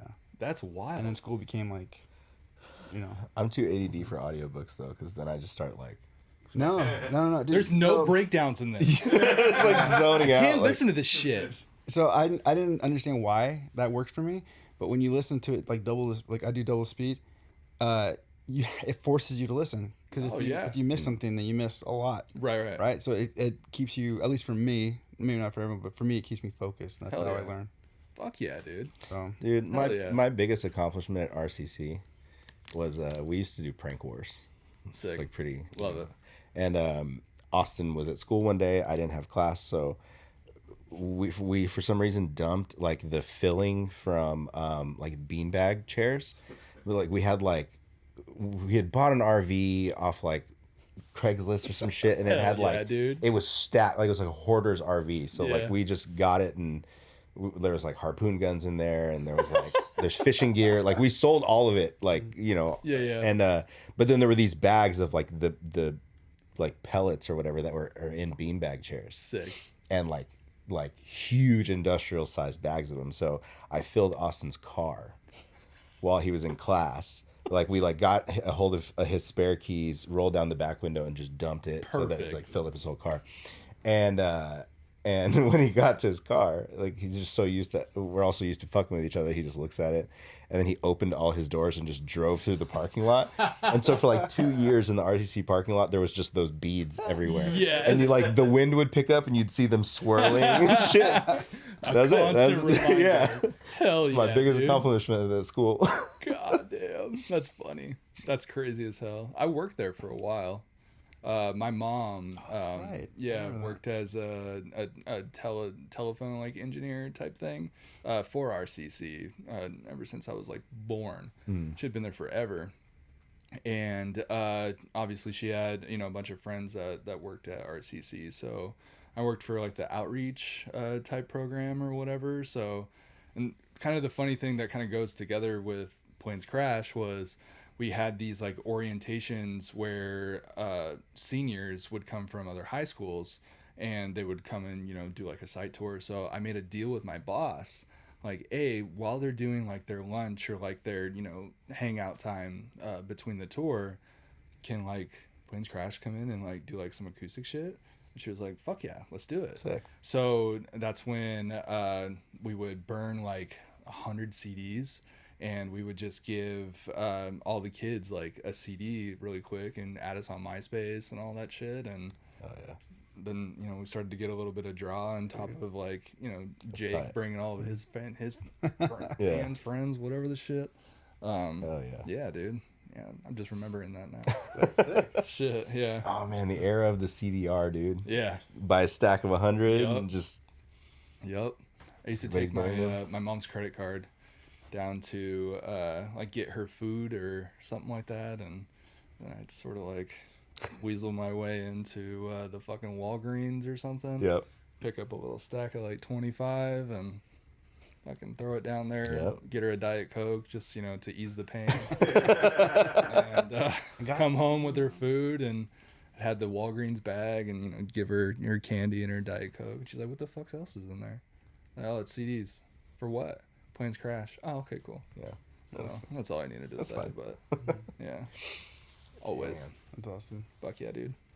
All right, so we have some questions, but I have two Okay, coming from me. love it. Only because one of them is based on a story that I heard a long time ago, and if it's true, I'm curious how things changed. Okay. So, when you were younger, I had heard that you had issues speaking in front of big crowds. Like you would get really nervous and may or may not have passed out before a school thing. So, not only do I have like a big anxiety issue, I have a little bit of like Tourette's and stuff too, where I'll tick and body will get like kind of tense and stuff. But that on top of the fact that I had like severe asthma. When I was born, my nasal passages in my heart was just like trash, just complete trash. So I was in and out of hospitals from like the day that I was born until I was like probably almost 10 years old. So anytime I get worked up, I'm a lot better about it now, but I would have to have like inhalers and stuff like that. So a lot of times before like even shows, I'd have to like do a puff or kind of like find ways to calm down and stuff like that. But I think that particular time, I think it was at Bethel. When I went there for a little bit, and I had like some article that was in a newspaper, I think it was for Mother's Day, about my mom or something like that, and I had gotten up to go do it or whatever, and I started to kind of like feel a little like woozy because you'll know, I have all the telltale signs in the world of like, that guy's fucking nervous. Yeah. Because if I'm like not smoking weed or anything like that, or you know, prior to me like being on medication and like trying to take care of myself, like my foot would tap like crazy. You would see this whole thing where my hands would like cramp up. I get really fucking sweaty, Yeah. you know, flushed, all that shit. And I didn't quite pass out. I was on my way. But I was able to kind of like compose myself very quickly before like, here's fucking Josh. Yeah. Because I knew what it was happening, but I was like working myself up to the moment. But I think a lot of people could tell. Right. That got around a lot because I don't want to toot my own horn, but I was kind of an entertaining, more popular kid. I was kind of the shit. Yeah, like Cool. I was gonna say, dude, That's you, pretty you were rad. Like, you always showed me as like fearless, as like Yeah. so young. Yeah, like I just like, you know, how we were talking about before about my mom. My mom was very like, you go out and be the person that, you know, you want to be no matter what. Like, Yeah.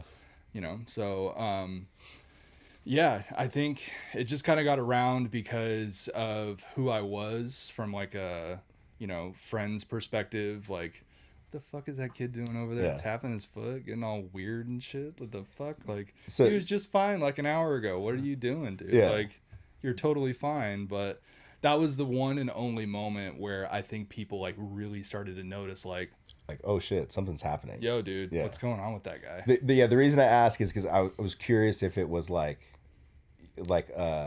being in front of crowds type thing. Because if that was the case, how did you transition it to being the fucking front man of a band? You know what I mean? Like that obviously has no issue being on stage. Totally. Yeah. I think it was a big thing of like really kind of like watching Mike, and even watching like Mitch, and how these guys like go up and they turn their brains off and they get into what they're doing and they fucking go to work. Yeah. So I think a lot of that too comes from my dad, because my dad and him being a firefighter and stuff like that, like you got to turn shit off to save people's lives. Like there was even a time like way back in the day where I went to a bird farm, for like, I think it was like a fucking middle school type thing or whatever, but I'm severely allergic to birds. I did not know that. So neither did my parents. What a way to learn. Yeah. So we actually went to the bird farm. I started to get like really fucked up and I started to passed out. They call 911. My dad shows up on the truck. He has no fucking idea that it's me. Oh, his Yeah. So oh he's, shit. from what I can remember, opening my eyes and my dad is on top of me, EpiPen, like feeling my heart, like doing the whole fucking thing. And I'm like, what the fuck? This is Dad? wild as shit. And I was like, Dad, really? You really do work for the fire department. But again, like I think I get it from my dad because he's very good at like turning, because he has a lot of like mental stuff that he deals with as well, and he's really good at kind of like turning it off and just going the fuck to work. Yeah. So I think for some reason or however, the combination of being raised by my dad and seeing that side of my dad, watching Mike, watching Mitch, and like seeing these guys, like even though they have stuff going on in their lives, they can still walk out there and they can get in it and they can make other people feel what they're feeling, bad or good, that type of shit. And I just thought that was the coolest shit in the world. So I just kind of learned how to turn it off and like really live in the moment and just go to work. Yeah. You know what I mean? So, yeah. Okay. And then the second question, what happened with the beaver tattoo? It's so funny too, because I was trying to remember. I was like, who was it? it's so funny that you mentioned that because I think it was literally yesterday at work. One of the girls that works for me has worked for and with me for, God, 8-ish years. And I was showing somebody like my stupid tattoos on my leg, and the start of my knee started to show, and she knew about the Justin Bieber tattoo, and she was like, let me see it. And I was like, oh, well, it's covered now. Yeah. And she was like, yeah, but you can totally still see it. Let me see it. So I kind of like pull it up as much as I can. You can still kind of see it, but that was a wild. That was wild. Yeah. So I didn't know you covered it. Yeah. So kind of backing up. So when I Am Cassettes was still around, I think this was before Suitcase Life. I was going to get tattooed with Jaren by a dude. I think his name is Mike Asa. It was us getting tattooed in like his living room. Like it wasn't anything like too crazy or whatever, but he was very good at portraits. So he was doing a portrait on Jaren of Dallas Green from City in Color and Alexis on Fire that Jaren has on his, I think it's this arm actually. Very amazing portrait. It still looks great. And there was one day that Michael and I got just like talking about shit, and he goes, hey, if you picked the weirdest fucking thing that you could possibly put on your body, I'll tattoo it for you for free. I was like, Justin Bieber. And he goes, A young Justin are you Bieber. dead serious? It's a young Justin Bieber. I was, so for me, like, I'm a huge, like, pop fan. Yeah. My mom got me the very first Backstreet Boys CD, the one before Millennium, hard as shit. And I used to we had this big stereo set that anytime my dad would leave, I'd always like crank that motherfucker to 11. Yeah. And I would just rip Backstreet Boys. I would find brooms, mops, and I would just like mic stand. Yeah. I had like all of their VHS tapes and stuff, so I would like study them and shit. So to this day, like if you put on a Backstreet Boy record, I can tell you exactly who is singing at any fucking moment. I know these motherfuckers' birthdays, which is wild as shit. We actually went to go see the Backstreet Boys. Honda Center. Yeah, the Honda Center the last time they played. God, it was so good. But Are you guys gonna go to the Sphere? Oh, we looked up tickets, dude, and they're like $600 to $800 a ticket. I'm like, I'm stoked as shit to do it, but I don't think. Yeah, that's a lot. Yeah, that's gnarly as You shit. gotta really. Yeah. Well, it sounds like. I know you did, but My mom actually took me to the very first Millennium tour. Really? When the Honda Center was actually the Pond. And I went out there with Brittany and Taryn Bunch. I don't know if you ever met them. Brittany, yeah, I feel like Taryn, Brittany used to come to Planes Crash shows. Taryn also did. Taryn, she dated a dude named Sean Foster. Sean Foster was in with some of the Suicide Silence dudes, and he was also in a band called Drexel. I don't know if you remember them. It's like more grindcore, like that type of shit. I don't think it'd be anything that Mike Perez would be into, but at the end of the day. But It's no Chapel Roan. but I saw the very first Millennium tour, which was so amazing, dude. And then when we went out to go see him at the Honda Center for my birthday a couple of years ago, she told me after the show that I was so enthralled. I was singing lyrics like I didn't give a fuck, whatever. I don't care what these people think of me. But she said that she looked around it at one point, and all of these people were just Amazed that you. I start thinking he's going for me. And Yeah. being Right. supportive, and he's Right. the one like singing. And dancing. yeah, dude. Yeah, like Yeah. weird looking bearded tattooed dude in Yeah. a Millennium Backstreet Boy t-shirt. That's Because amazing. obviously I go right to the fucking merch Yeah. for that. So I even changed my shirt and everything. I was so stoked. But going back to it, like that's a big reason why I got into like music in general. But I just get obsessed with like pop stuff. Yeah. You'd never fucking know it. Yeah. But I love it. And when Justin Bieber started to come out, God, I was just like so stoked, dude. I was like, this is like he's like the new Michael Jackson. Like he's so rad. He was really He good. had some Yeah. great shit, even to this day, dude. His new record rips. Holy shit! I was so fucking into it, dude. I even like, Pillowcases. Yeah. blankets. yeah. He had, like, Yeah, merch, dude, dead. yeah. I had full out merch. Yes. But anyway, like, I told him Justin Bieber, so he slaps it on there, and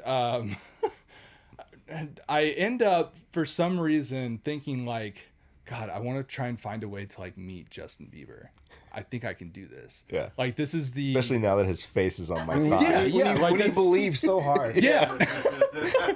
Like when I like hearing about him and stuff like that, and hearing about how this is when the internet like really started to boom of, you know, people showing off like their fucking obsessions and Yeah. being weird and, you know, stuff like that. So I ended up, I don't know if it was me or if it was Kevin that contacted TMZ. And Right. I forgot. and TMZ, I think it took like 3 or 4 days. I was actually at a cassettes practice, and a random phone number calls me, and I'm like, I don't answer calls. Like, no, absolutely not. Text me if it's that fucking important. Just text me, Yeah. freak. So I read the message, and it said, or hear the message, or whatever, and like so and so from TMZ, I'm calling about your Justin Bieber tattoo. Call me back when you can. So I called them back like right then and there, and I was like, hey, so what's up?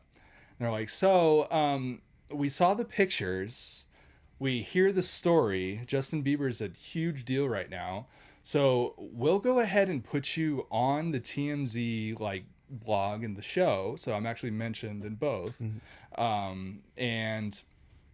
But the worst thing about it is you will likely be severely bullied for this.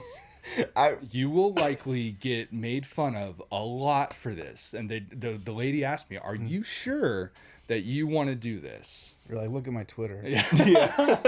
I've been preparing for believer. years. I've been preparing for years. Yes, baby. Yes. Yep.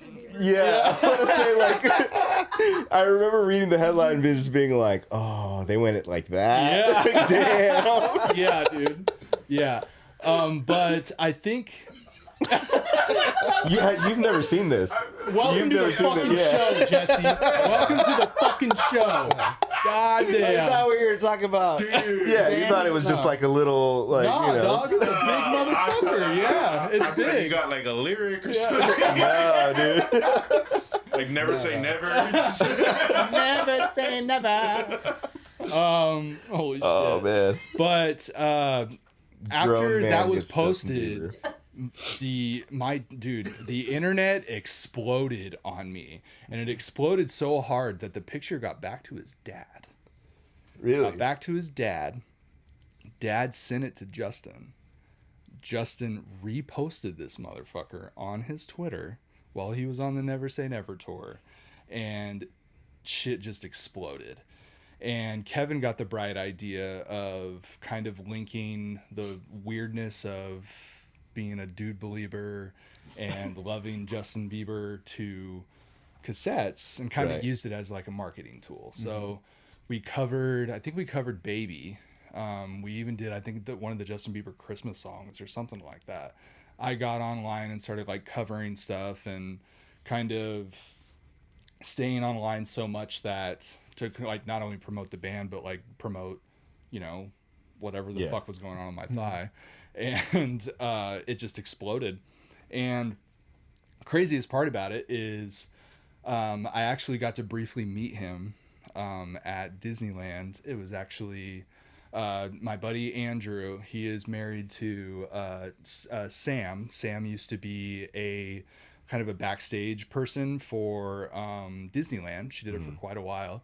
And there was one day I was sitting at home and Sam sent me a text and said, Bieber's on site. This is when we had like our Disneyland On my way. passes. Yeah. So I told her like, okay, I'm on my way. We're going. So I drove down to Kevin's house. We jumped in Kevin's truck. We started making our way down to Disneyland. And I texted Sam, told her that we were there.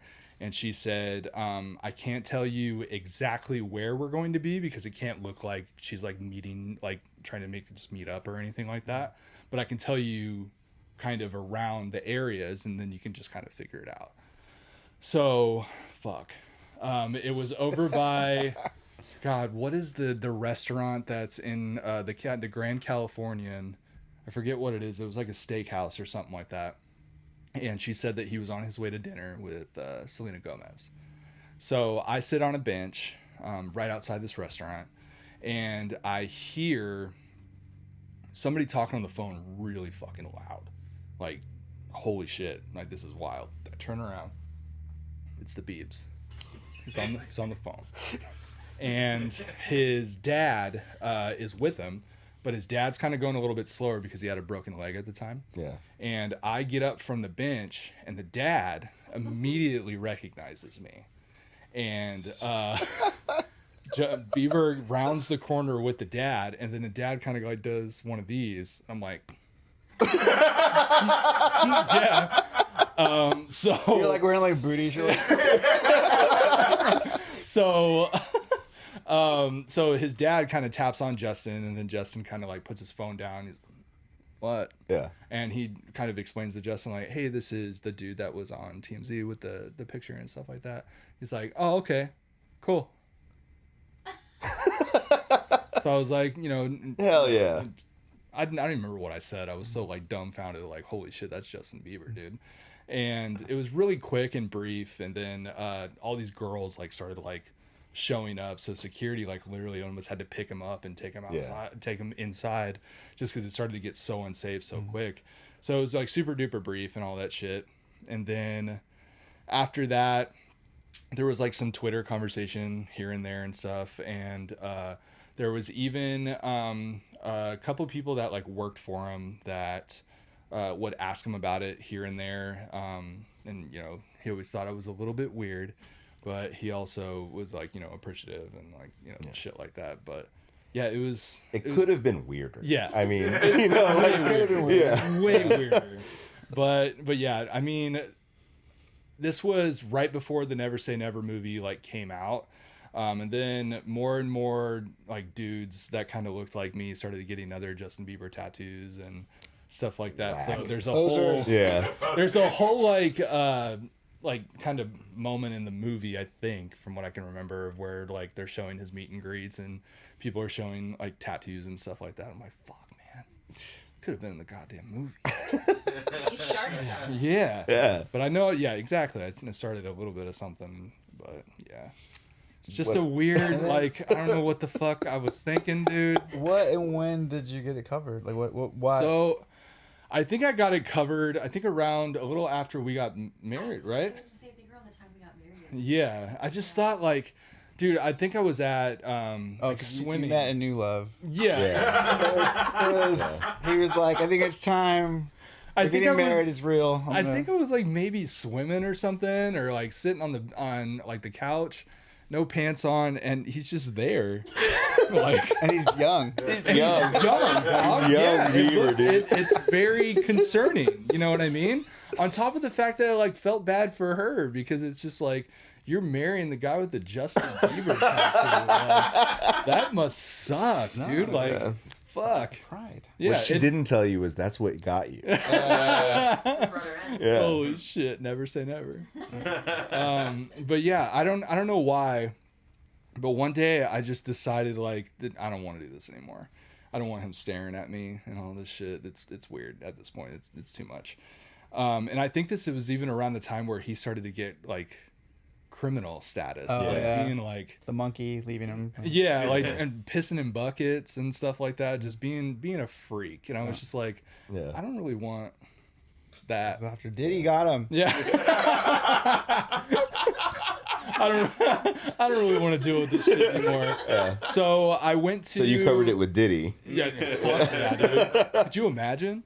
I covered it. It's like it's still, his face is still there, but it's in the shape kind of like of a skull, with a snake going through it and stuff like that. Just stupid, like boom boom type shit. You know? So I got it covered by the dude that did like pretty much, I'd say like 80% of my tattoos, Curtis Gibson. He was soaked as shit to cover it, because he was just like, anytime I'd come in the shop to like do something different or whatever, he would always say, "You sure?" And a lot of your tattoos are black and gray, and that's bright that's color. Literally the only one that's bright colored as fuck, which made no sense. Like, I got a little bit of color on my shoulders and stuff now. I got a lot more than I had prior to the Biebs.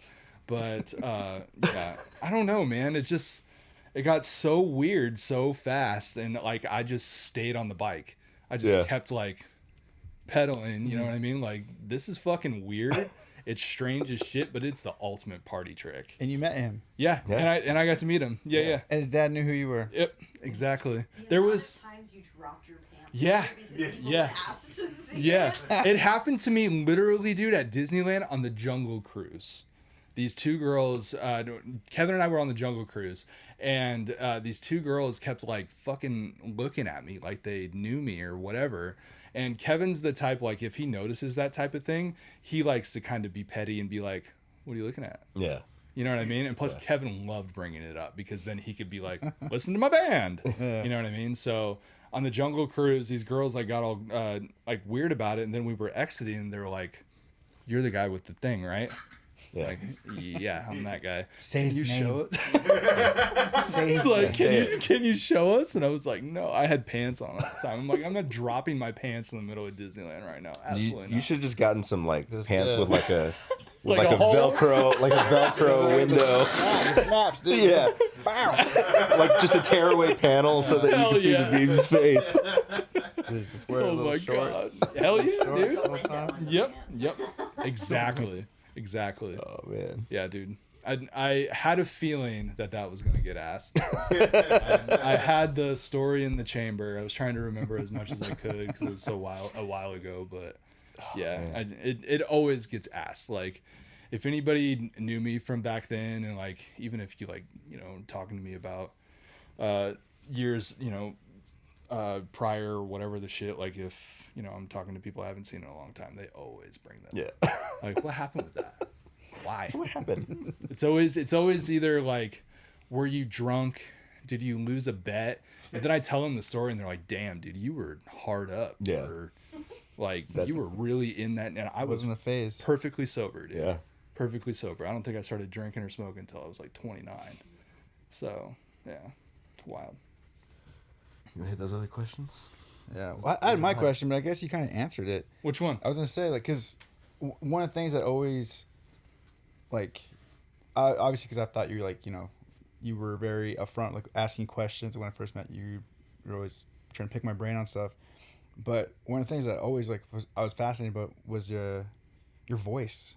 Your voice always sounds so unique to me, and so I was always curious about because there was I don't really hear it so much now, but like I remember even when you were younger, you had this it was almost like you almost had a country twang before it was like a country twang. So, my mom's from So, Charleston, West Virginia, and I was a big mama's boy growing up. So there's a lot of things that I would go to West Virginia a lot, and then my aunts and uncles would come out to California once a year. So 9 times out of 10, as I was growing up, there was at least 1 or 2 Southern thick accent motherfuckers around me. Yep. And even to this day, like if I get a little bit fucked up, if he's like drunk or sleepy. yeah, or if I'm sleepy, or if I'm tired, or if I'm a little bit pissed off, there's a little bit of twang in it for some reason. Can't get rid of this. And I can't stop, you know what I mean? And it just kind of stuck with me, on top of the fact that I grew up in 70s, 80s, and 90s country era, with like my dad and my mom. All they ever played was country music. So it was a lot of fucking Garth. It was a lot of just, Billy Ray Cyrus type shit, Willie Nelson, Johnny Cash, like that type of shit. And they would always be playing. So my dad was big on karaoke. So we would always go down, I forget what the restaurant was, but my dad would always order a Cadillac margarita and a microphone. And dad used to sit at the table, drink his Cadillac margaritas, get fucking sauced, and be like, I need George Strait, I need Garth Brooks, and I need you to keep them coming. And dad would just get fucking ripped and sing songs, and I don't know, I just picked that up somehow. I've never heard anybody say that it like translated into music. But if you're around me for, a long time consistently, like this one is, you could hear it every now and then.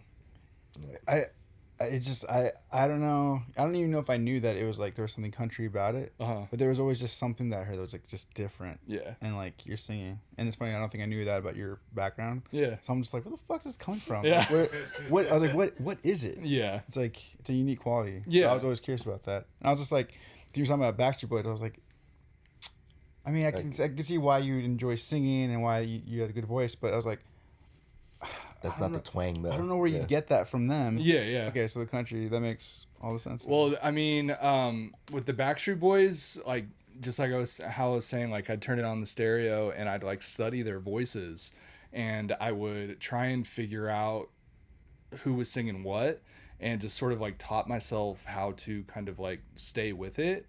And then once, you know, I started to, you know, get into no bragging rights and, you know, like even like suicide silence shit, I would hear you guys' voices and I would try and mimic as much as I could. And then once I figured out how to mimic it, I kind of turned it into my own and just started getting weird with it. You know what I mean? I don't know. Super weird because there's no like true like talent in my family or anything like that. I was the first one to kind of break into music and get a little bit of traction off it and stuff like that, that I know of at least. And yeah, super weird. That's cool. That's an interesting question. I've never been asked that before. Dude, well, it seems like all the hardcore kids now are leaning into country. So Yeah. might be the move to come back. And I have noticed that. I have like every now and then I write. Oh, I have a lot of shit in my phone.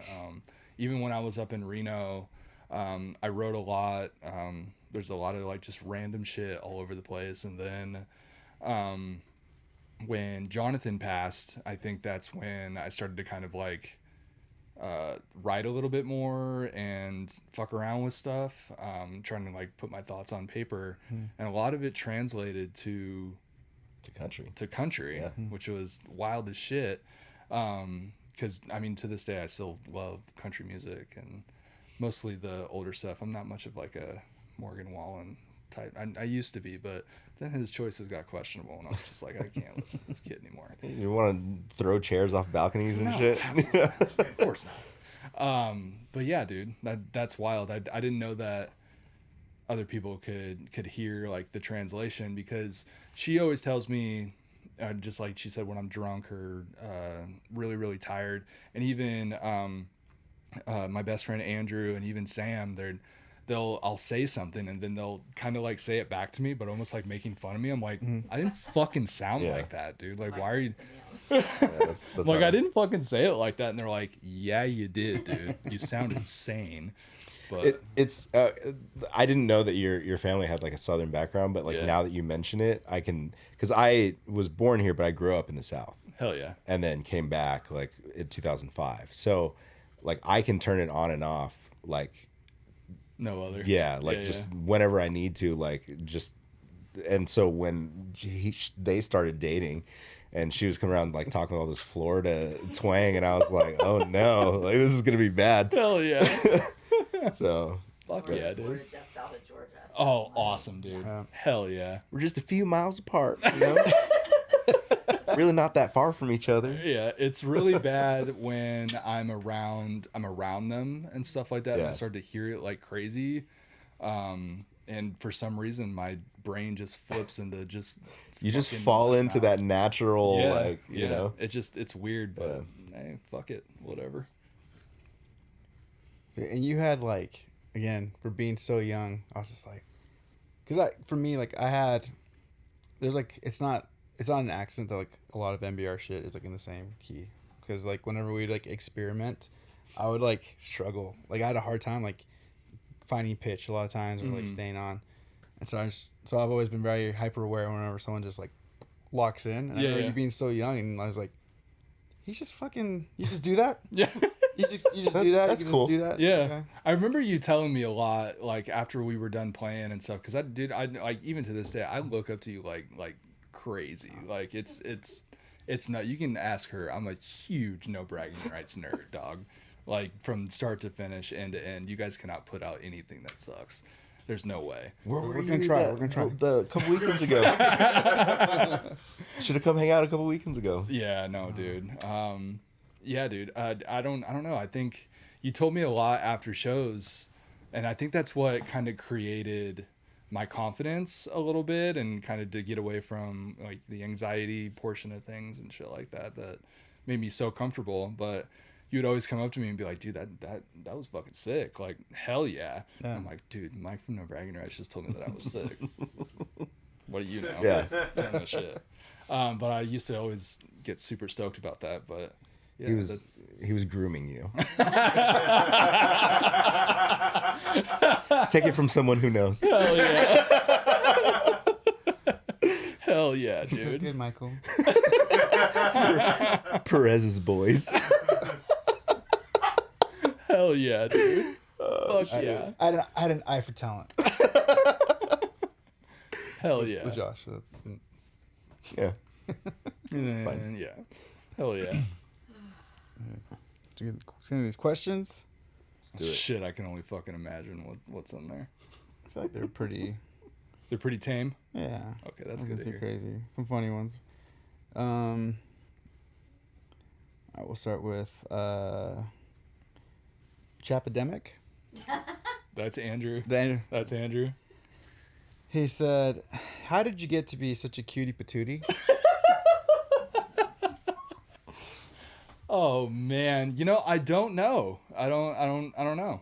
Probably when I met Andrew or something like that. But when I was in cassettes, Andrew and Sam went to high school with Kevin, so they would come to shows all the time, anytime we had a show and stuff like that. And I think once cassettes like started to fail a little bit, then I got kind of complacent. Andrew and Sam were two of the people that just sort of like were always around and just like so supportive and just like the best of friends. We still are. We went to go see Architects the other night with them at House of Blues, which was sick. And we're just two like music nerds. We're big vinyl collectors and shit like that. So I don't know. And him and I just have like this weird like brother bond type thing, and he always calls me a cutie patootie and all that stuff, and it always gets kind of weird when we start drinking and shit, but As it should. yeah, he's the homie. He also has another one. Hell yeah, I'm sure he does. He says, I want to throw a set of brothers in this too. Okay. Which brother band would win in a fight? The Jonas Brothers, Boyce Avenue, he says, or Chevelle, and I'm going to throw in Hanson, because how do you not throw in Hanson to that? So something kind of side quest there. Did you know that Jonas Brothers are doing their like stadium tour right now on their new record, but they have like a 30 to 45 minute part in their show where they bring out like an old band and they all play together. Hanson was one of the last bands that came out and they did fucking Mbop with the Jonas Brothers, dude. I found it on TikTok, like all the video and shit. I went down such a rabbit hole. I watched every goddamn angle that they had of that show and just like went off. But in a fight, The Hanson brothers are handsome as fuck They right really now. are. They aged beautifully. just insanely. better than the Jonas Brothers? Yes. Yes. Really? The Hanson brothers. Because here's the thing about Jonas Brothers, Kevin. Okay. I mean, not to say that the Jonas Brothers absolutely go off. That's another band that I randomly went to go see one night. I think I saw him on the Burnin' Up tour. I was like Amanda's Nick Jonas. I was just like, I was close. I was close. It's right there. And I got in a fight though. That's wild. I'm probably gonna roll with the Jonas Brothers, mostly because of the fact, actually, they kind of have a little bit of disadvantage because isn't Nick like diabetic or something like that? Yeah, So something like that. I feel like he'd go down probably easy. But one of them was in an MMA show. Oh shit, was that Joe? Was it? No. Or was it Kevin? I think Kevin's capable of a lot more than we probably think. Probably, yeah. Just not attractiveness. Or maybe I'm wrong, but I felt like one of the Jonas Brothers was in that MMA show Kingdom. Oh, it was Nick. Or Nick, yeah. It was Nick. Yeah, it was Nick. Mike, actor. Still. He's not. You don't think he learned some things during the filming of this? He had Maybe. to have. I think that's around the time that he started to get like big, like buff dude. Like holy shit, that's not a Jonas. That's a I don't know. But hear me out. Jonas. How many years of fighting did Hanson have to go through? Shit, that is true, dude. Because That when is true. they came out with Mbop, they were the Hanson. yeah. That They were goofy looking kids. They got made fun of for looked that like song. girls. Yeah. Dude, I remember the Kind first of cute. the first Hanson record kind of Dude, you should see them now. they're They're studs, all of them. yeah I'll fire. take your word for it. The first Hanson record is sick. It rips. It like still There's a lot of holds them up. there. It's still and what is it? Thinking of You is probably the sickest, other than Bop or whatever. And then, there was another one. There's Something like- about Milwaukee or something. There's like like an that. intense song on that first album. It's like I'm saying this now, but I remember like thinking like, oh, it's kind of dark for like. Oh yeah, I think it is the Milwaukee one Oh, because maybe. they talk about, God, I forget what the lyrics are. It's kind of wild that I don't know, but there's a lot of like really strange. Like, are you sure you guys should be like writing this shit? Aren't you guys like fucking 11? Like, what's going on? It's a lot of life, dude. Yeah, I loved Hanson. Yeah. Yeah. I remember getting made fun of actually at Roller City 2001. I had gone to, I think it was a La Sierra Academy like night or whatever or some shit like that. And my mom had somehow found like a Hanson vintage shirt, and it had like the I think it's the back of the first record of all three of the brothers. And then on the front it said like Hanson, and I remember putting it on and being like, fuck. This is tough. This shirt fucks, dude. This shirt fucks. And I remember going to Roller City 2001 with my Hanson shirt, just like, what up? And everybody's just like, what the fuck are you wearing, sir? This is insane. I wish I still had that shirt because it was fucking dope. And Mbop. Yeah, right. Mbop. I love me some Hanson. We might have to listen on the way home. Dude.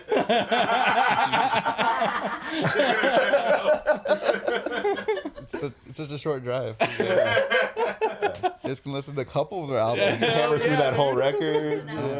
Let's do the Christmas record too. It's a solid fucking record. Hell yeah. This was from our buddy Andrew Beardley. He said, does Josh know what's in a green tea shot? Is that what you guys drank last night? Yep. I did not know until you explained Yeah. it right before we got started. It's At all. It's Jameson or like some sort of Irish whiskey, peach schnapps, the sweet and sour, and then like a 7-Up or Sprite Yeah. or whatever. Would you like to hear why I cannot drink Jameson anymore? Yes, Please. Okay, great. 1000%. This is a fucked up story. I think this was St. Patrick's Day. I was Well, yeah, I was an area manager at Amazon, and God, I was just getting the shit kicked out of me one day, and it was just like a lot of a day. And I'd come home, and I had a Costco sized bottle of Jameson, and I don't know how it started, but I got home. I had a few Jameson and Cokes. I think I maybe had 2. But when I pour them, they're double shots. Yeah. So when I had 2, I had fucking 4. And I had gotten McDonald's a 20-piece and ate that fucker. I think I had one more Jameson and Coke, but that was the only thing I ate that day. And I had then had 6 shots of Jameson, fat fuckers. And I don't really remember too much after this because I this is the first and only time in my life I've ever blacked out. But I went upstairs to go take a shower after eating and drinking, and somehow the Costco-sized Jameson bottle that had, I don't know, like that much left in it, it's a little less than half, maybe a little more, and it somehow made its way upstairs with me with my red Solo cup. In the shower? So I started up the shower and I start to pour my next drink, and I realized that there's only like a little bit left, but really a little bit's like a lot of it. So I pour the whole fucking thing in there. She even sees it, and she goes, "Are you kidding? What are you doing?" This is kind of like her account of it because I don't really remember. Yeah. And I just shot the whole thing. So then darkness after that. Apparently I get into the shower and I start to get like really sick. And we had a shower back at that condo that had kind of a seat. So I sat in the seat because I started to get kind of woozy, I guess. And I couldn't really stand, or like, I don't even know why the fuck I was in the shower. And I start just like throwing up. Well, could And I start throwing up. Yeah, just like that. That was literally what it was. I start violently throwing up chicken nugget chunks. But And- probably the best case scenario for where you're gonna throw up this violent. 100%. You're in the shower. 100%. However, so the chicken nugget chunks, because I'm throwing up so much, all the chicken nuggets that I just ate start to fill up The drain. So there was a little bit of an edge to the shower. So maybe probably about that much or whatever. So I'm violently throwing up. She's watching in just like disbelief because she's never seen me like this before. And it starts to fill up. And it starts to like overspill a little bit and it starts to splash onto her feet. And she's like, Josh, it's filling up. Like, what are you doing? Like, unclog the drain. So I'm trying to like stick my hand inside the shower nuggets. throw up water to find the drain, but I'm so fucked up I can't. She grabs her comb. I had about like a rat tail comb. Yeah. The end of it. Yeah. Grabs her comb. She opens up the shower door and just fucking flicks it at me and goes, figure it the fuck out. Like, open the drain. And So I the shower's still running. Yeah, it's you didn't still turn running, it off. dude. And, yeah, it's still going like a total idiot. Still going. So I end up opening up, it drains, and then I end up getting out of the shower and I try and like dress myself or something like that. And I start to like fall over the place. I'm just like a fucking wreck of a mess. And I ended up just like falling down in the bed and just falling asleep. And I woke up the next day and she tells me what happened. And I'm like, dude, to this day, I cannot even look at a Jameson label without being like, this is bad. I can't do it. Dude, imagine, because I forgot that you didn't drink. Imagine what your Twitter would have been like. Oh my god. How's your drink? Yeah, that was sober. I know. That's what made it awesome. These are all sober thoughts. Yeah, dude. Yeah. That's what made them even more fucked up. Because I was just like a sober keyboard warrior. That's like the worst kind of. So I don't know why I just thought of this, but Twitter, before this podcast started, for some reason Mike was still kind of active on Twitter, even though Twitter was kind of dead. Right, and we were golfing at the time, and Mike had just gotten like some Nike, like Roshi like golf shoes. Sick.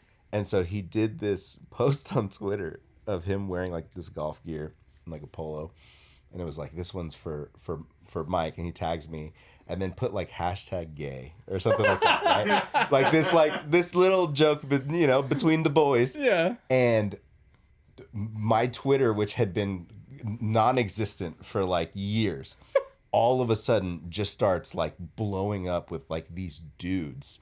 You're welcome. Like it was like the hashtag, like, and everybody that was following #gay like just started like following and liking stuff and everything. Yeah, dude.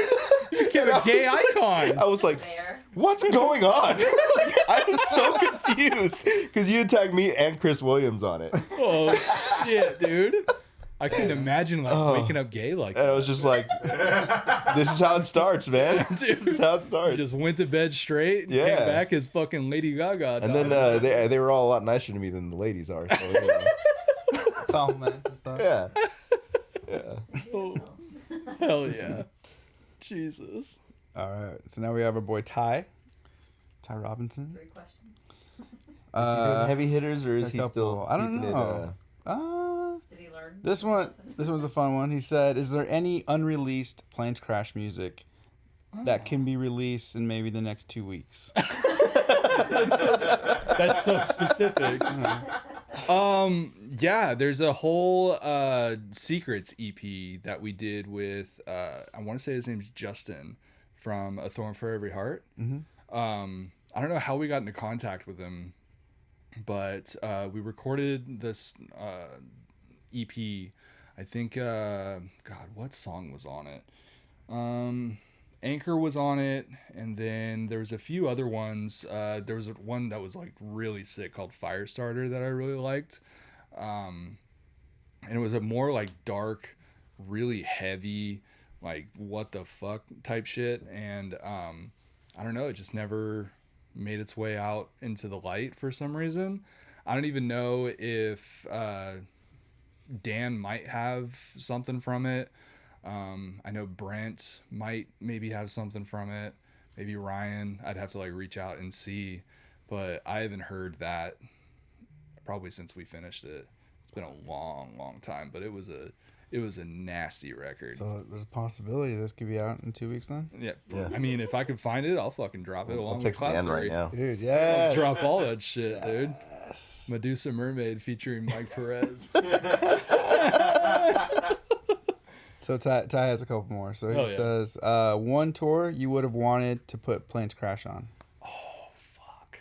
One tour? What kind of? I know. Tyler. Like a festival tour or like Anything. just any tour. Any tour. Man, it had to have been something with No Bragging Rights for sure. But what's a No Bragging Rights tour where I was like, damn, that's cool. Probably Never Say Die in the UK. Never Say Die was sick. It did you guys ever do one with like Stick to Your Guns or anything like that? It was Terror, Stick to Your Guns, Comeback Kid. Terror, Stick to Your Guns, 1000%. Comeback Kid. More Than 1,000. Oh my god. Obey the Brave and Capsize. Holy shit. I'd probably roll with that one. Yeah. I would roll that one again too. God. had, like- I'd for sure roll with that one. That was a tour where like one of the most like it could have potentially been like a super embarrassing moment, but it ended up working out. Yeah.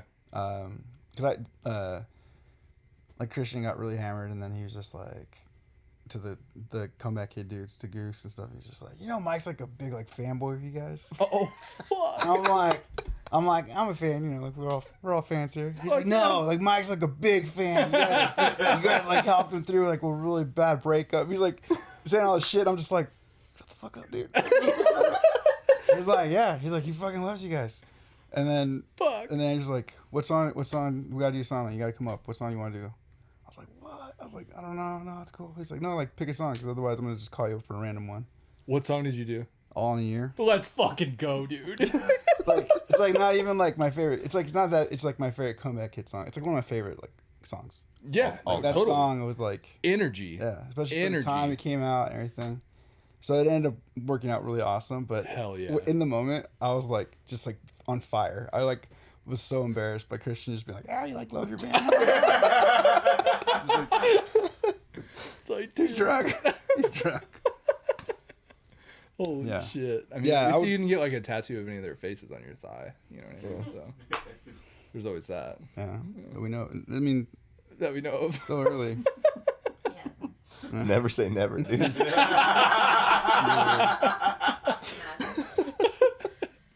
Hell yeah.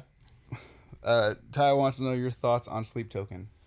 Oh, I love Sleep Token. I'm a huge Sleep Token fan. We were actually listening to Sleep Token on the way here. On the way to the Oblige show, when I was with Andrew, this was before I heard any of the new Sleep Token. And Andrew's a big like music nerd, so he's all about like timing and like can like nitpick songs and be like, oh, they're playing in this key and they're doing like this type of time signature, and I'm like, tight, that's Cool, sick. dude. Same. But he was telling me about the song, and he's like, oh fuck it, I'll just turn it on. So he turns it on. I think it's called Emergence or something.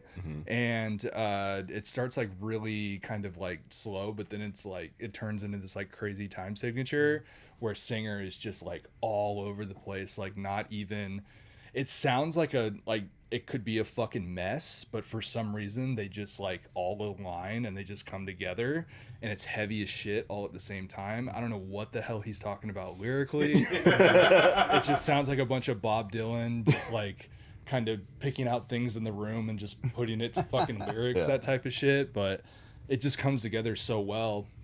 And then the fact that they like dress up in these weird kind of like really cute Slipknot type deal, you know what I mean? And have like this whole lore of everything. It's so sick. Like, I'm a huge Sleep Token fan. I mean, it's like we always kind of say, like they're theater kids who found drop tune guitars. Yes, baby. Yes. And they're I just good at it. I think the singer is actually like a full out theater nerd, because Andrew's wife Sam, she like loves to kind of like get obsessed with something, and then she just like goes full board and can figure fucking everything out about them. And she even said like that the singer Unmasked is like some really frail, like Yeah. looking theater dude that you're just like, there's no way that is the front man of a band that is selling out arenas and putting on his cute little mask and painting himself black and just being the sickest. Yeah. Yeah, it's wild. I've always said musical theater singers, I think, are the best singers, or at least the most hell like yeah. diverse. Yeah, dude. Wicked goes the fuck off. You know how many times I've fucking watched that movie? It's good. Too many. We saw it, and I felt like it was like controlled because we only saw it twice in theaters. I was good with that. He wanted to see it 4 or 5 more times. Let's go, dude. Oh, that was like my that musical was like what got me really into like musical theater. Mm-hmm. But that was like trying because I was trying to sing along. That I think is what opened up my range. Hell yeah. And then I was able to like listen to Ignite, and that felt more like around guys. You know, I can be like, okay, I'm listening to. Zoli.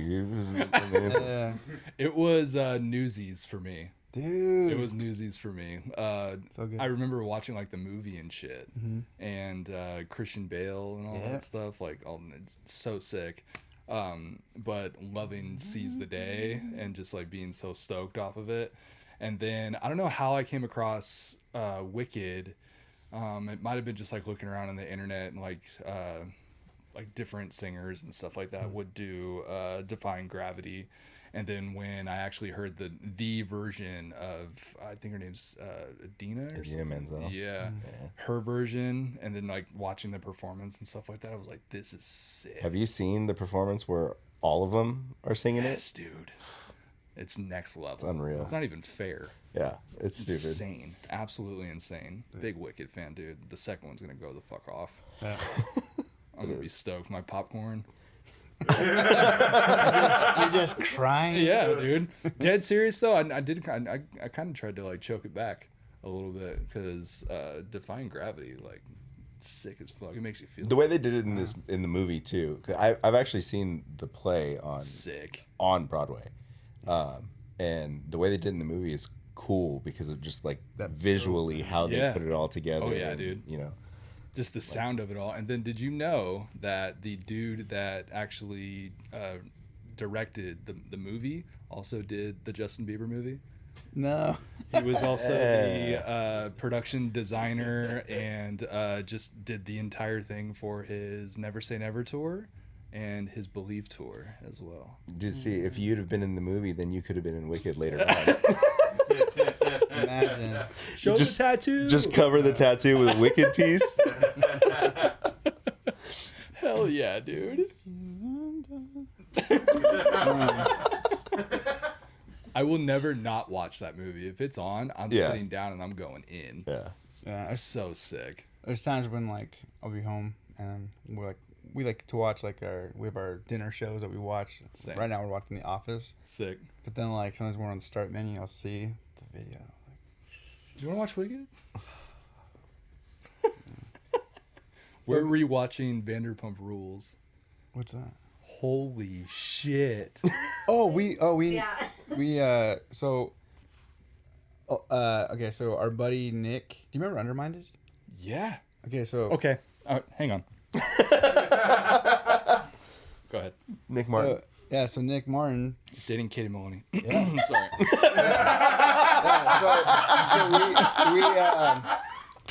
We like because Yeah, dude, you were with her. So was Jordan. Chris Picture. Yeah. Chris was in town for a fantasy baseball draft, and so we all we met up as cousins, and Nick was there, and then like his girlfriend couldn't make it, and like I didn't know who she was, so I was like, oh, bummer, and so we go to the Sleeping with Sirens show in Pierce the Veil, and then we like meet her, and we don't know anything. Like we neither of us know who she is. So then Jordan's like talking. It's like, what do you do? She's like, I have a restaurant. Sandwich shop and then Something about her. something else. Mm-hmm. I can't remember. And I was like, oh, okay, cool. Like literally know nothing about her. Yeah, Holy shit. yeah. And then we come to find out, like she's like, yeah. I was like, hey, let's get a picture with Nick, and then Yeah, come on in. That's the picture I saw. Yep. I think I even ran into the bathroom when she was getting ready or something like that, just getting out of the shower. Had that picture up on my phone, and I'm like shoving it in Amanda's face. Mike is with Katie fucking Maloney right now, dude. Can you believe that shit? And you see that guy? That's Nick. He's been fucking undermined and sleeping in the sirens. And she's just like, okay, tight, love that. I'm like, I love that. Can you give me my Mike. towel, please? And it was like interesting because it's like, you know, it's hard to date a dude in a band that Hell travel yeah. and stuff. So, actually, Jordan asked like a really good question. She's like, oh, like that, because she had said that she was able to like do dates with them and go with them and stuff. And so, naturally, Jordan's like, oh, like what do you do that allows you that freedom to be able to go and stuff? And then that's when she kind of went into what she does. Like, oh, that's cool. Yeah. But no idea. Like, And then our friends told us more about her. yeah. Oh, We're okay. like, Yeah. She, I went to Summer of Loud with Andrew and Sam. Beartooth was playing. And I know way too much about these Vanderpump Rules people, but the singer of Beartooth, Caleb, his wife is actually best friends with Katie Maloney. So every now and then she'll show up to Beartooth shows and, you know, hang out with her other friend Dana, who was actually on the show. Katie Maloney and Dana have a podcast together that's Yeah, that was good. fantastic. It's just so good. And but Katie can literally do no wrong. And we were at Summer Aloud, and I think even on the way in, I like kind of like turned to Sam and I was like, I'll bet you money Katie Maloney's here. And she's like, probably is. Yeah, probably. Never know. And Beartooth was playing, and we were over like right by the soundboard, and I literally look over, and Katie Maloney, Dana, Caleb's wife, and a few other girls, and Nick, all start kind of like going up towards the soundboard. And I'm like, holy shit. It's happening. So I turn over to Andrew, and Andrew's not a big reality TV person. He's like, we're trying to get him into Love Island, and he just doesn't. There's no like. He's just like, this is dumb as fuck, dude. I'm trying so hard for you, but I can't. And I look over to Andrew, and he can see on my face like, what? I was like, that's fucking Katie Maloney. And he's like, who? I was like, that's Katie Maloney from Vanderpump. And then I see him pull out his gigantic phone. This girl? And he just like, a big ass picture of Katie Maloney. She's fucking 4 feet from me. And he's got her on the phone. I'm like, yeah, dude, that's Katie Maloney. Like, be cool. yeah, dude. And I'm like freaking out. And he's like, do you want to go like talk to her? I'm like, no, I'm not going to fucking talk to her, dude. Leave her alone. Like, she's living her life. She's in love and shit. And he just kept like trying to tell me, like, I will literally walk over there with you right now and like ask her for a picture if that's what you want to do. And I'm like, dude, I am nearly 40 years old. I cannot walk up to that woman and be like, can I maybe? TMZ. I'm the guy who stuff with Justin Bieber tattoo. Yeah, exactly. Grown man with Bieber tattoo takes Right. picture. With... I know that we played a showcase show, Planes Crash did with Undermined and No Bragging Rights. Oh yeah. And I remember Nick being so nice. And I think I even let him like listen to a few songs that we had and stuff like that. And I think he even watched our set and shit. He was always so cool. But I don't know. I just like to. These guys are huge. Like, I feel like I'll say something fucking stupid or whatever the hell. But yeah, it was wild to like breathe the same air as Katie Maloney. Like knowing that, because I watched Vanderpump Rules. Vanderpump Rules has been on. It was on for like almost 12 years. So, I watched like from the beginning all the way up to the end, and it's a huge show that her and I rewatch all the time. Like if there was a Vanderpump Rules like trivia or something like that, this right here, It's the winning team. this would be the winning team. But yeah, I just like it's just wild to me that like I was so into this show, and she's like been on so many of my TVs and shit like that, and then she's just like there chilling in a Beartooth hoodie just with her fucking cocktail or just living her life. I'm like, shit.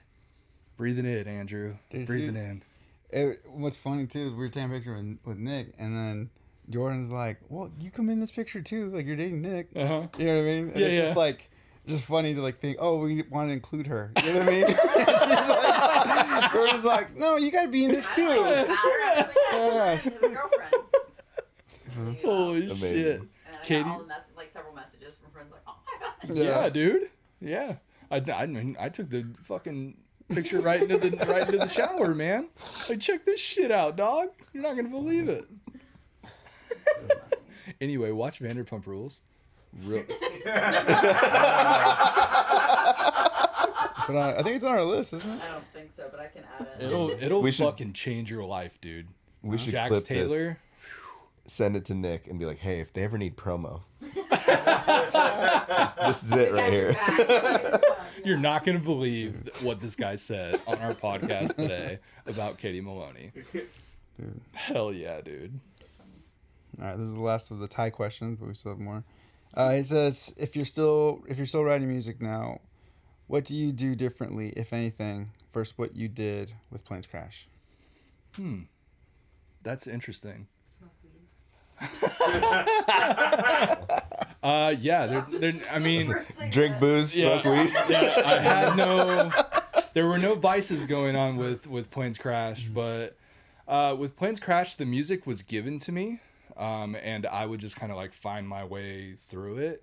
I'm the type that if I have an idea, there's no music to it. I just kind of like write, and then just kind of pick and choose what I want to use, like lyrically with it and melody wise.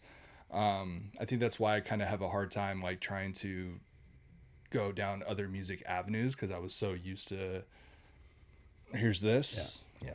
now you figure it out. You know what I mean? So now it's just me and like an acoustic. You know what I mean? Like I'll just kind of fuck around with stuff, or I'll hear a certain song like on TikTok or something like that, and I'll be like, I kind of want to like write something that sort of sounds like that. So I'll jump online and kind of teach myself how to do certain chords and stuff like that, and then just figure it out, and then kind of lay my stuff around whatever it is I come up with.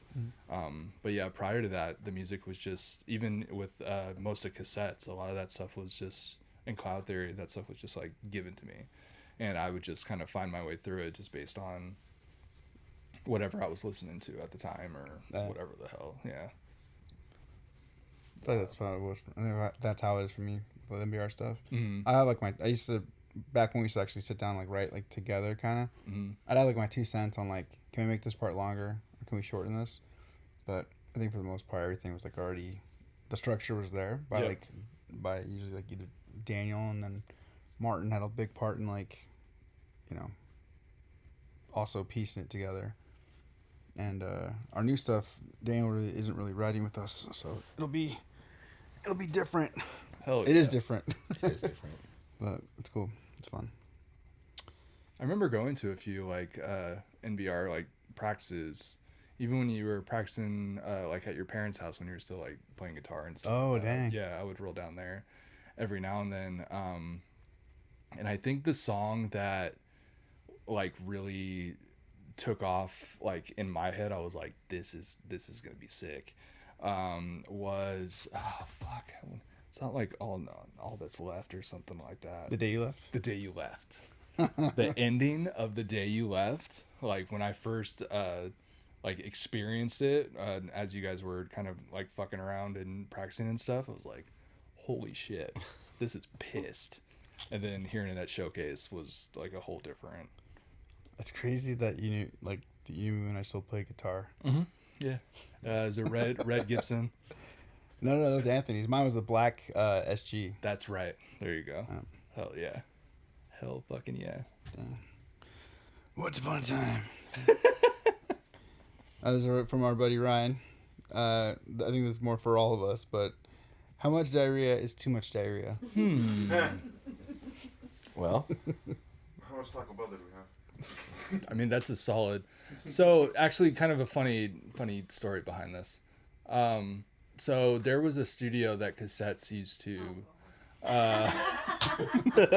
Cassettes recorded out of there. It was a small spot owned by a guy named, I think his name was Robert. It was a guy that I think Greg knew or Kevin knew or something along those lines, but it was a very small studio. Couldn't have been the size of probably this, maybe with like another room and stuff next door, but the bathroom was like always on the fritz, like just never fucking worked. And we had gone to KFC as a band, and we just gorged, like bad gorged. And this was back when you could get gallon-sized Mountain Dews. Yeah. Just the big like buckets of it. Yeah. What? And we all got one, obviously, with a bunch of like chicken strips and potato wedges and stuff, and we just like gorged. And then it all started to come back. So I think it started with John, and John went to go take a shit, and his shit was so like gnarly that we couldn't flush the toilet. But then Darren had to take a shit. Darren was like, I don't give a fuck. Shit's on top of shit. And then Kevin had to take a shit. He does it. So then I go in there because I had to take a shit really bad. And I end up doing it. And it was just like... Just lasagna, dude. It was in there. Ever some shit. And I never in my life thought that I would see that much shit. So now that I'm thinking about it, that moment was dark for me. And that is too much shit. That's too much shit. And KFC shits too, dude. poop Like, knife. yeah. The poop knife. Let's go. I thought that was a joke. And then they're real. I don't know if you heard of poop. Uh-huh. Yeah. Yeah. Uh-huh. Wild. I remember I told Mike, I was like, dude, I got these, like, I just ordered these magnesium drinks, and they're supposed to help you shit. I'll let you know how they go. And then, like, the next day, I was like, bro. I am on E. I don't know if I can come to the podcast. Like, it was like, because you're supposed to, like, I think you can get, like, 3, like, you're supposed to dilute it with water. Yeah, yeah. So powerful. He just chugged the whole fucking water bottle. you of shot magnesium. it? I shot it, dude. But it's Fuck. supposed to be like 3 different servings. Yeah. Concentrate. Yeah. Like a water bottle size, like, Yeah. thing of mag- and you're supposed God to, like, damn. you know, Yeah. that's 3 different I sessions got rid of, like, shitting. ancient things in my gut. I was like, Hell yeah, dude. it was like the wildest That's the thing. most solid like colon cleanse you could probably ever have. Yeah, I felt great, like, afterwards. Like, But there was 2 nothing days- solid 2 days about it, later. was there? Oh, no. Just no. water. Yeah, it was like whatever team I, but it's like I remember like I went and I was like, I'm gonna just hang out here. I'm like, no, there's no. I'm a part of this toilet. Yeah, now. I don't need to get up. And then sure enough, I was like, okay, well, here we go again. Like, I just because of course, like afterwards, I was like, let me see these fucking things, and I like read it. I was like, oh no. Oh, Let's no. fucking go. And then he tried to get me to drink the whole bottle. Oh 'Cause shit. He's like, I got one for you. Yeah, He's like, just chug all of it. we gotta, And I was like, we gotta be on the same no. playing field. Holy Just- shit. I was like, it'll clean you out. Fuck. You'll feel great. God damn. That's insane. That's right. So our buddy Chris Ballard, he said, "Do you remember the show me and my cousin booked at the tattoo shop in Norco?" The tattoo shop in Norco. And we played? And Planes Crash played? I think so. Tattoo shop in Norco. I vaguely remember that. Not really, though. Do we play outside or inside? I have no I think what idea. tattoo shop it was. I don't remember. The only shows I remember with Chris was like the Mutant House. Yeah. Like I the remember chicken Mutant coop, House. the chicken Yeah. coop spot. Yeah. I think Planes Crash played a Mutant House show with... God, what was the name of that band? Destruction of a Rose. Do you remember Destruction of a Rose? Yep. Yeah, dude. Uh, he's on our freaking. Vegas? He's on one of our albums. Are they from Vegas? Mhm. They're from Vegas, yeah. I remember the guitar player, I forget his name, but he was Nick. so funny. That dude. Yes. Zero filter. He would fuck with anybody, Oh, yeah. I dude. got him in a lot of trouble. Hell yeah. I went out to Vegas. We did like a boys trip to Vegas, and I was like, "Brother, I'm in town," and he's like, "I'll be right there." Oh, fuck. And yeah, we didn't get home till like 4 a.m, and like You got in trouble. That's got him in gnarly. trouble with his wife. Like, Shit. they're Destruction fine of now. Rose was sick. Yeah, they're fine. Oh yeah, So sick. just a night out with the boys. In That was when Vegas. their drummer, they had the dude that used to be in the Blue Man Group playing drums for them at What? the time, right? The bald dude. Jerry. Was it Jerry? Jerry. Because Larry was the original drummer, right? And Yeah. Jerry was the guy that when we were all playing together, I think he was like the kind of buff bald guy. I don't remember ever meeting Jerry. I only met Larry. I don't know that. I didn't know that he was in the Blue Man. Larry had the long hair, Yeah. but the bald dude, he was a member of the Blue Man Group before. That's crazy.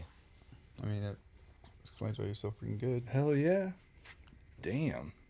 I think the last show we played with, what was that? Destruction of a Rose. We played in a casino, I think. It was some big show. And the dude from Plea for Purging, I think. I forget his name. Yeah, Andy, he was there. That was a wild dude. Was that at? By the Julian's? Stratosphere, right? By the Strat, yeah, it was. Yeah. Oh, Because I remember staying at the Stratosphere. There were two of those shows that we played. There was that one, and then there was another one at the Hard Rock where we actually like played at the pool oh, cool. with Jason Majew kind of put it on or something like that for, I think, for Malice Clothing, his clothing company. They did a show. Fuck, did we not get invited to this? I don't know if He's our man. I don't know if you guys were on that show or if that was like before, because I know that Planes Crash did some like weird stuff with Jason, but it never like really turned into like what it kind of turned into with you guys. You know what I mean? But yeah, we did. I think that was the last show that we did with Destruction of a Rose. It was that one and then the one at the pool, which was crazy. Now Jason out here just managing Spirit Box and running that label. No shit. Oh wow, I didn't know that. Spirit Box was his like, His we're gonna take a fruition. chance on this band, and Here we are. skyrocketed Gosh. I like to say that I knew Courtney back before from I wrestled a bear. yeah. She was in oh fuck, I always forget the name. But it was like one of our first times in Canada. Mm-hmm. And I just played with this, and just like, oh, this girl has this gnarly voice. She can sing, and she like screams harder than any dude here. Yeah. And super sweet. And we it's like we played with them. We like they were like crazy, because I remember like I don't know if they gave us a CD or we bought their CDs or whatever. But remember we had them in our band forever. And then we like randomly played a show with I Wrestled the Bear. And then we're like, Courtney? Yeah. She's like, yeah. She's like, oh my gosh. Like, Yeah, because she replaced the original chick. yeah. Yeah. In I Wrestle the Bear. Holy Yeah. shit, dude. That was like a wild. That was like with. that was like, it was us, Wrestle the Bear once, Born of Osiris. The fuck? Yeah, it was like the. You guys always ended up on weird ass shows, man. Like the weirdest. Yeah, there were some strange lineups, but you guys held your own though. Like no matter what, like and plus you guys kept people captivated. You know what I mean? Just did our thing. Hell yeah. Let us- Yeah, I still think the craziest thing that we've ever really done, as far as like, not even just a one-off, but actual tours, is we did a couple tours with the Acacia Strain. Yeah. It's like, Next level. never in a million years would have been like, Yeah. you want us to come on tour with you guys? Right. Like, You're the Acacia Strain. Like that's wild as shit. Fucking cool. that T. Vincent did a lot for MBR. Like, Yeah. things that he had, like, he didn't need to, but he did a lot of really cool things for us. That's sick. I have an interesting question. Like now that we're kind of like bringing up like people in bigger bands that were originally in like younger bands type thing, because the band Dayseeker, Rory, I'm pretty sure he was in a band called way back in the day called Oh No Please, I think. I'm like maybe 80% sure. But we played at a high school with this band, and we played at like a cafeteria or whatever or something like that right outside. And I remember watching Oh No Please, and Rory's vocals were just like, the fuck, like this kid like is he's gonna fucking For real? be something. Like, holy shit. And then Dayseeker put out not this last record that they did, the Neon Moon or something like that, but the one before that with like Sleep Talk. I think it was actually called Sleep Talk. That just banger after banger after banger. And then we ended up going to see him at some random bar in Reno, and Rory just like, holy shit, just it's insane what this kid can do with his voice and the way that he captivates. It's insane. He's so fucking talented. He was in a band before Dayseeker, like in between those two, and I always forget the name of it. Arms like yours. Yes. There you go, Arms Like Yours. Let's go. Hell yeah. But I think my question, kind of like, because I always go off on a tangent, was, other than like Courtney being in I Wrestled a Bear once and then going to Spirit Box, like, do you know of like any members of any bands that were in something smaller that ended up in something way bigger than it should have been, or is? Sorry.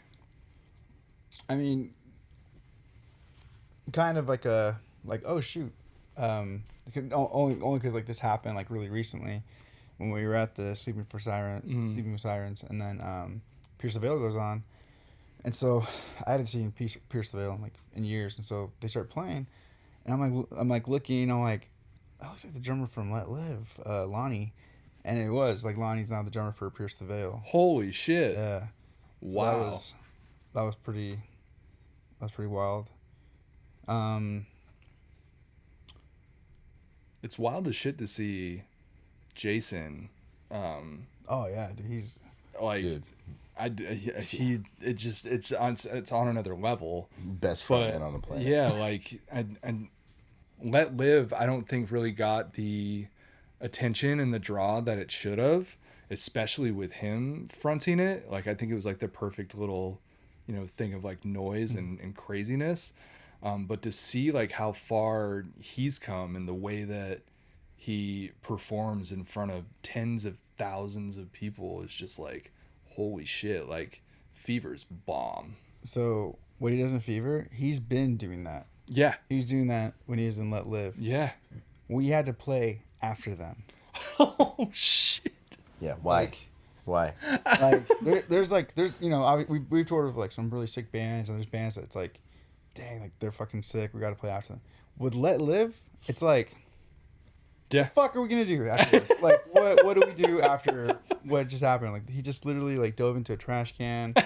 He climbed the stage. Yeah. And then I just look like I'm gonna just like stand. I might as well just put like a mic stand up, and just like not do anything. Like, make it so different. Just Scott Stapp that shit. Yeah. Reunite. Dude, dudes in bands that were, like, Ice Nine Kills. Sick. They were kind of just like a small, like they'd been signed and they'd like done some cool stuff, but like ever since they got into like the horror thing, Yeah. and like blown up. Yeah, playing with Metallica, dude. Yeah. Yeah. And Limp Yeah. Bizkit, like in stadiums, like that's huge. I saw them play with Metallica. Holy at shit. SoFi. Wow. And my buddy Patrick is in that band. And Patrick was in what band was he in? Was he not Defiance? Was it Defiance? I don't remember. I don't remember. Patrick was in another band, and now he's like, so it's cool to see him like playing freaking stadiums. And actually, Ricky, the singer from This or the Apocalypse, plays guitar now in Ice Nine Kills. Holy shit. So that's another one that's pretty cool. Damn. Do you remember Matt? He used to work at Guitar Center right here in San Bernardino. Yeah. Plays drums for Norma Jean now. Matt Marquez? Yeah. Matt Marquez actually played quite a few cassette shows. He was also in a band that was really, really good that never got to play that shit. Chanticleer. Yeah. Oh yeah, they were on that show with Undermined with us. No shit? Yeah, I think it was Undermined, us, Chanticleer, you Us. guys, And then, somebody like, else. like probably like Hyacinth, like one of those bands from. Dude, Hyacinth. Remember Hyacinth? Yes, dude. I was talking to Gabe from Darasum on Instagram the other day, and he was posting like some of the last like showcase shows, like the Bills and stuff like that. I had reposted a few of them, but then I looked at one of the shows that we had played, and it was like a band called We Are the Arsenal, and I think that was some members of Wester. I don't remember. Wester. Yeah, Wester was fucking. They were sick. like a more like They were thrashy, heavy Rufio. or Rufio actually. Yeah, they're a heavy ass Oh, Rufio. that's actually Yeah, and like super duper sick. But I had asked Gabe, like, is We Are the Arsenal like members of Wester? And I'm like thinking in my mind after I send it, I'm like, he's not gonna fucking know or give a shit about Yes, he will. that. But he will ended know. up hitting me back, and he was like, I wasn't like in that part of the scene because you know he was like always the hardcore kid and stuff like that with like Bound in Blood and shit. So, but yeah. What about Noah? Noah had sent us like back in like May, a flyer of an NBR Creative Void show at the Metaphor Cafe, in San Diego, back in 2012, and it was Holy like shit. our 7-inch release, and they were headlining, and Being as an Ocean opened for us. Oh wow. Are you fucking for real? Oh, yeah, that's another. Being one. as an Ocean and Capsize opened for us. Wow. They had the privilege of opening.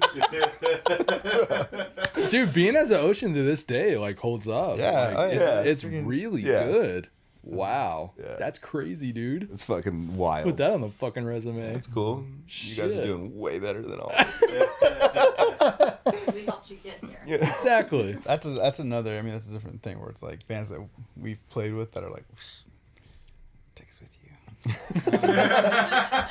A band that like really, and it's like one of my favorite bands in the world, that really kind of like started in weird spots and then somehow just like fucking A Day to Remember, dude. Like that's one of my probably top favorite bands. Yeah. Seen them a bunch of times in a bunch of different eras, but when we went to go see them at GSR, we were pretty close. I'd say like probably from like here to like the front of the house type thing. But dude, they put on the sickest show, and I don't even understand like how they can be the sound that they are, but be as huge as they are, because they're kind of like pop punk, like metalcore type shit, and it's just like the fuck, dude. They're all over the radio. They're on TV shows and shit. It's like crazy as fuck to know that they're that big. They'll be here at the Toyota Center in October with Yellow Card. Yellow Card, yeah. The only reason we got to see them at Chain so long ago was because they were playing with Escape the Fate, and we were friends with Escape the That's Fate. Yeah. right. I remember that. And so I don't even think, dude. I don't even think I stayed. I don't think I watched. I didn't remember. I think the I first felt like I was talking to the dudes outside.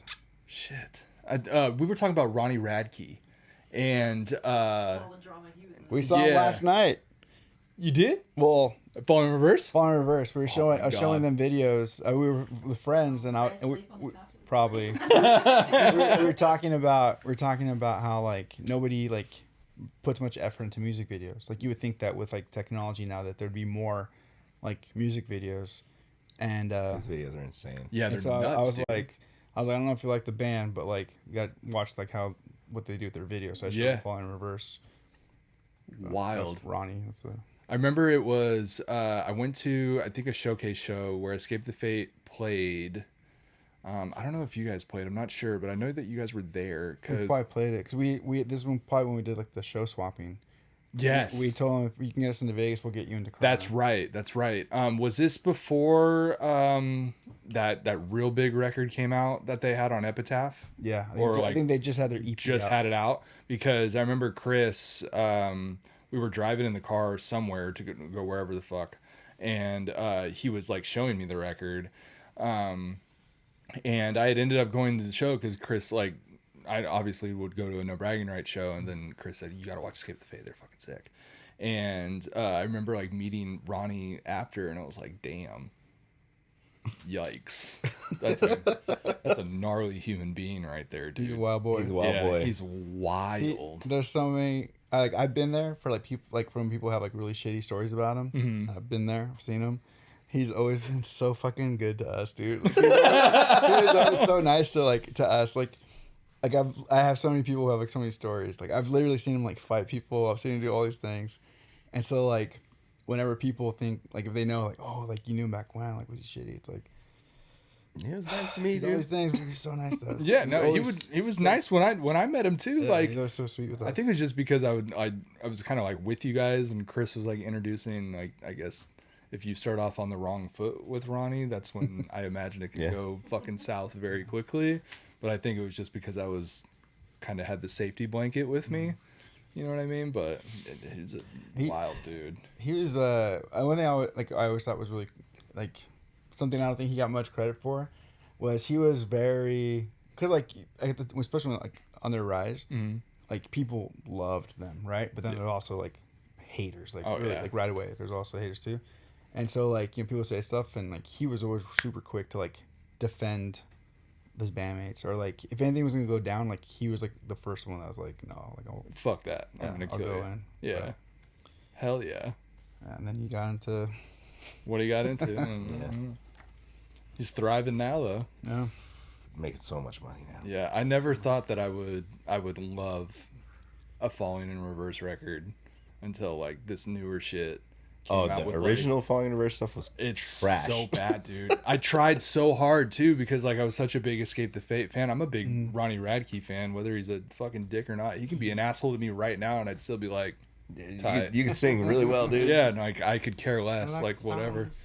Yep, I like your shit, but yeah, I tried really hard at first, but now like the stuff with like Tech Nine and Alex the Terrible and Yeah. all this crazy heavy shit where like it starts out so theatrical and then it turns into this like impending doom type shit. I'm like, God, His rapping damn. has also gotten considerably better Oh hell yeah, dude. from the first time he started rapping on the records. I Yeah. was like, Where does because the video we watched last night was Popular Monster. Where does that fall? Cause I like that's that song. technically on the new record. Yeah, Okay. that's pretty close. Yeah. Yeah. It's Like, Popular it came out like Monster's sick, 3 though, years too. ago, but was on the most recent record type Yeah. deal. okay. Yeah. We went down like a rabbit hole because of the whole thing with like Tommy Lee and all that stuff. And What a fucking weird. oh, dude, What a weird fucking Wild. scenario. Didn't it, like he just got like someone else? Like isn't like he? Yeah, like Catfish. he didn't have really anything. he had nothing to do with it allegedly. Like I don't know much. I feel like Yeah. I feel like he would if he did he would own it. Oh Yeah, yeah, yeah. You know what I mean? So I that's think why that's I what believe- even what Amanda said was like, if he really did this, bad or not, he would be probably making merch. Oh, Yeah. I fucked Tommy Lee's wife. Yeah. You know what I mean? But the funny thing about it was when we were going down the rabbit hole, I think we were like going to get coffee or something like that. But I had the like Apple CarPlay, so it shows like the album cover, and one of the album covers is his full out mugshot. Yeah. And she looks over like on the dash and she was like, is that Ronnie Radke's fucking like mugshot as his album cover? It's like, is that not the sickest thing you've ever seen in your life right there? Like, I'd wear that merch. Why do I sound like that? He was before a show. We were watching that clip. Just fucking hilarious. Still above the wins.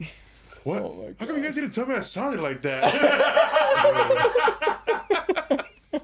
Oh my god. He just recently had all these issues with Lamb Goat or whatever. I guess they posted an article saying that he didn't like sell enough tickets, so like Australian tour dates were Oh, canceled yeah, or yeah, something yeah. like that. And he decided to be as petty. He is like the final boss of petty. He switched his whole Instagram to a Lamb Goat style type article type thing where he's posting like all these crazy shits about like how guitar player of Falling Reverse like, you know, got into trouble, like saying crazy shit. Like, it's not what he said, but something along the lines of like got eaten by an alligator, like just crazy like article, like kind of clickbait type shit, just to get back at Lamb Goat. Just like totally created his whole like Didn't marketing. he just call somebody a DEI hire or something Yes, like that? that's one of the articles. His guitar player was a DEI hire. Yep, that's exactly what happened. Hell yeah, the ultimate final boss of Wow. petty. What Wow. we all strive to be. Sitting in his mansion. Oh, dude, yeah, he's laughing. What is this? Laughing all the way to the bank. Yep, Fucking, yeah. next level, dude. Living the dream, dude. Hell yeah. Should we do a mental health check? Yeah, let's do it. All right. It's 10 o'clock. Is it? Fuck yeah. Yes. I got up so early tomorrow. Jim.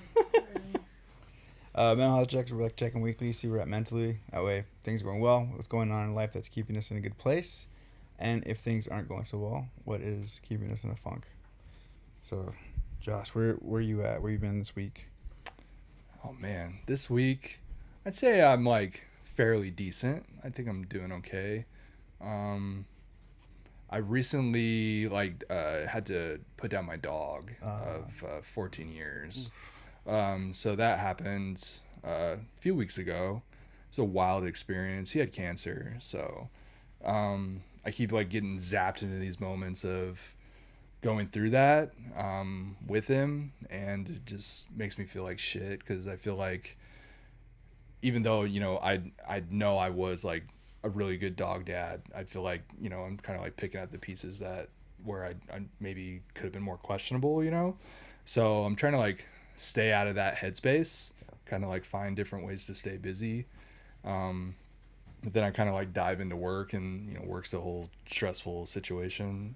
If you work for Amazon, it's you obviously know it's like crazy, but yeah, I'd say I'm like just trying to get by, man. We just bought a house that we're gonna be moving into in about a month or so. It's a sick house. It's a lot better than what we're in right now. I really wanted my dog to like be a part of that, but shit happens. So I'm just trying to keep my headspace clear and trying to move forward. So 13 years is it's a good run, man. yeah, dude. Yeah. He was the ultimate little Yorkie, dude. He was in it until the last moment. Like he was indestructible until he wasn't. So Was it a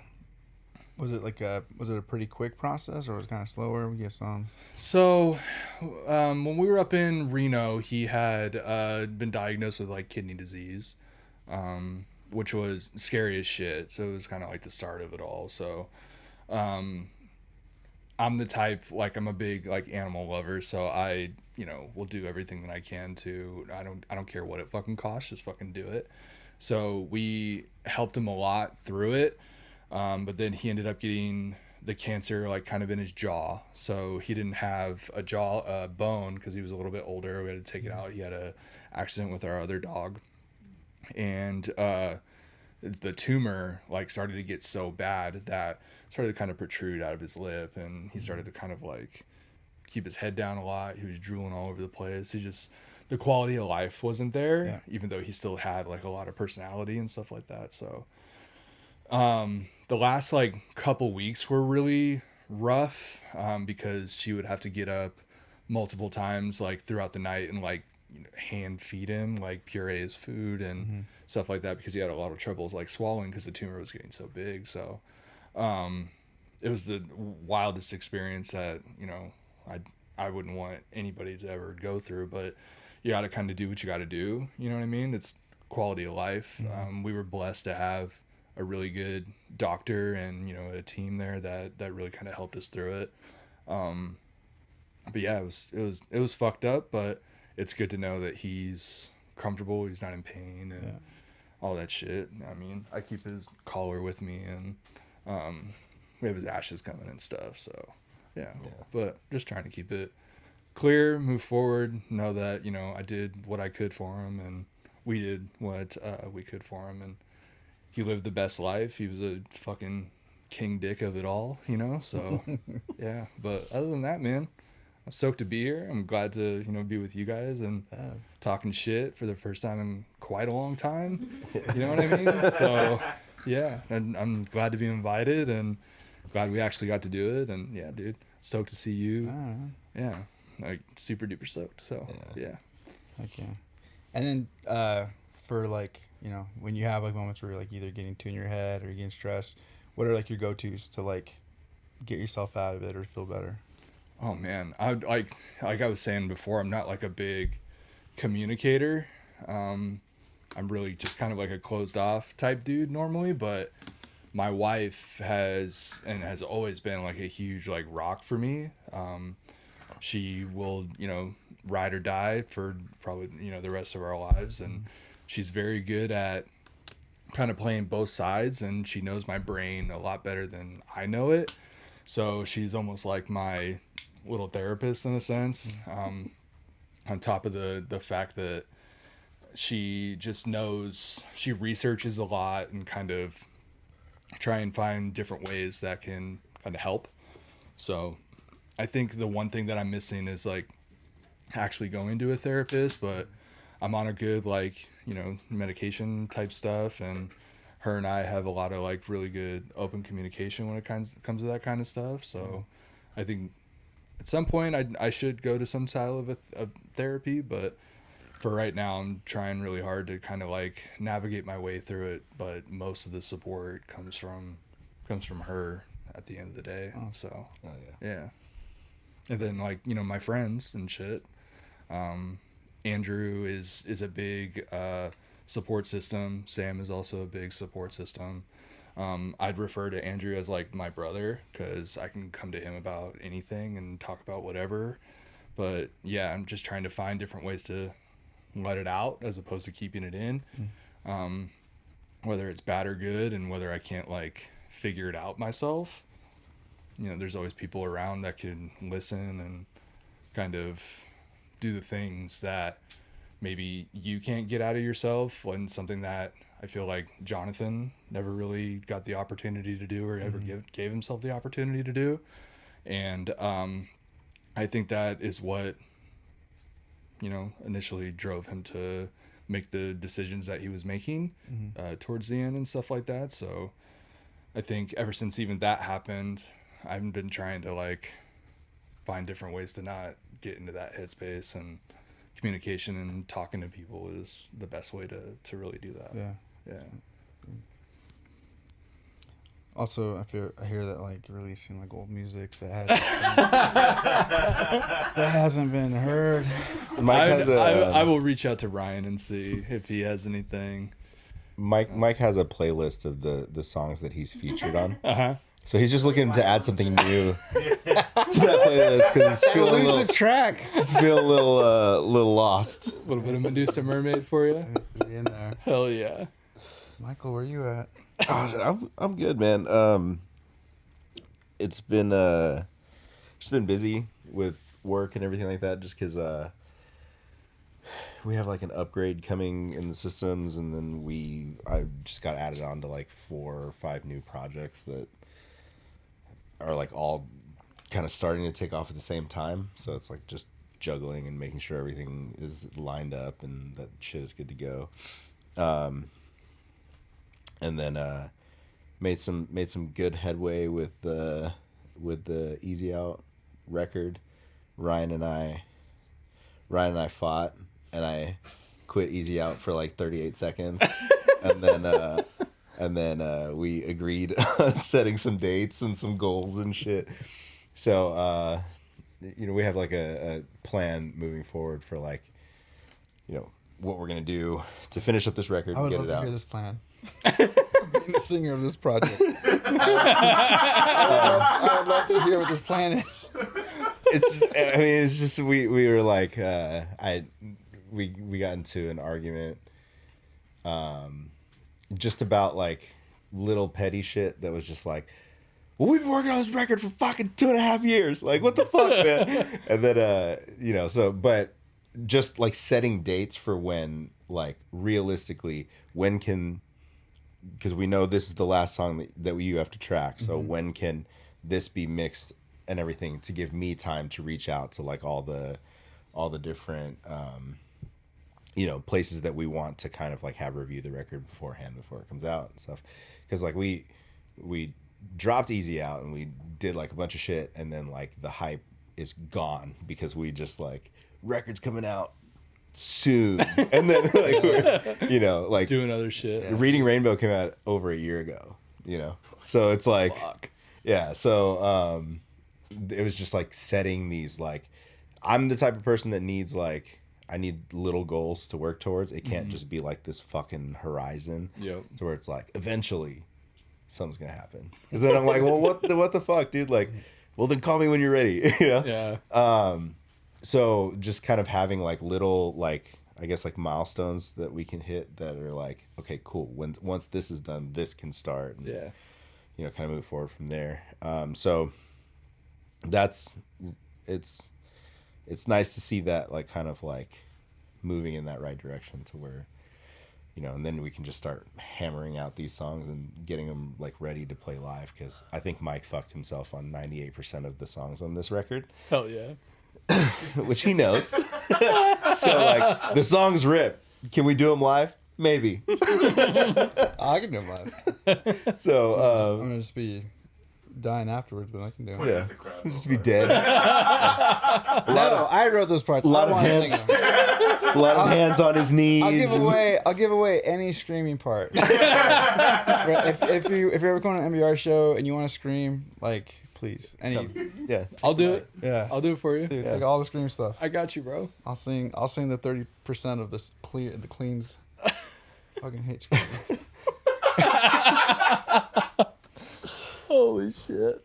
It sounds like a joke, but he genuinely does. He's like, I don't want to fucking scream this shit. I don't want to do this. I had to like not learn, but like when we come back from a long break, and then I've had a way of doing things for so long, and so when we did Australia, I had my warm up.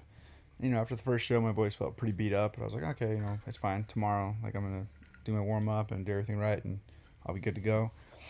To the show, I felt worse the next day. I was like, okay, it's not normal how it goes, and I just like never really recovered that entire tour. My throat was just like, it was hurting. I got through the shows like all right, like I was able to get through them, and then I was like, I guess what worked for me years ago doesn't work for me anymore. So now I have to like incorporate like a screaming element to my warm up, which I've never done. Yeah.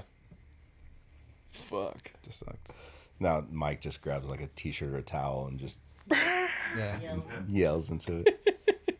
But yeah, so it's there's just, things have been like fairly chill lately. So I've just been kind of hanging, just hanging out. Fuck yeah.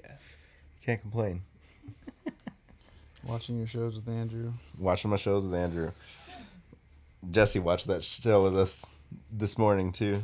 Not gonna lie, I felt like I was cutting into something. Andrew has never seen the incredible CW show Supernatural, God damn. and so he's ever since he moved in with me, we just started watching it from season 1, Hell yeah. and we dude. just hang with the brothers whenever we have free time together, So. And this morning we were all hungover and we were like waiting for our breakfast burritos to get here, and I just put on Supernatural with Jesse sitting in between us. Nice.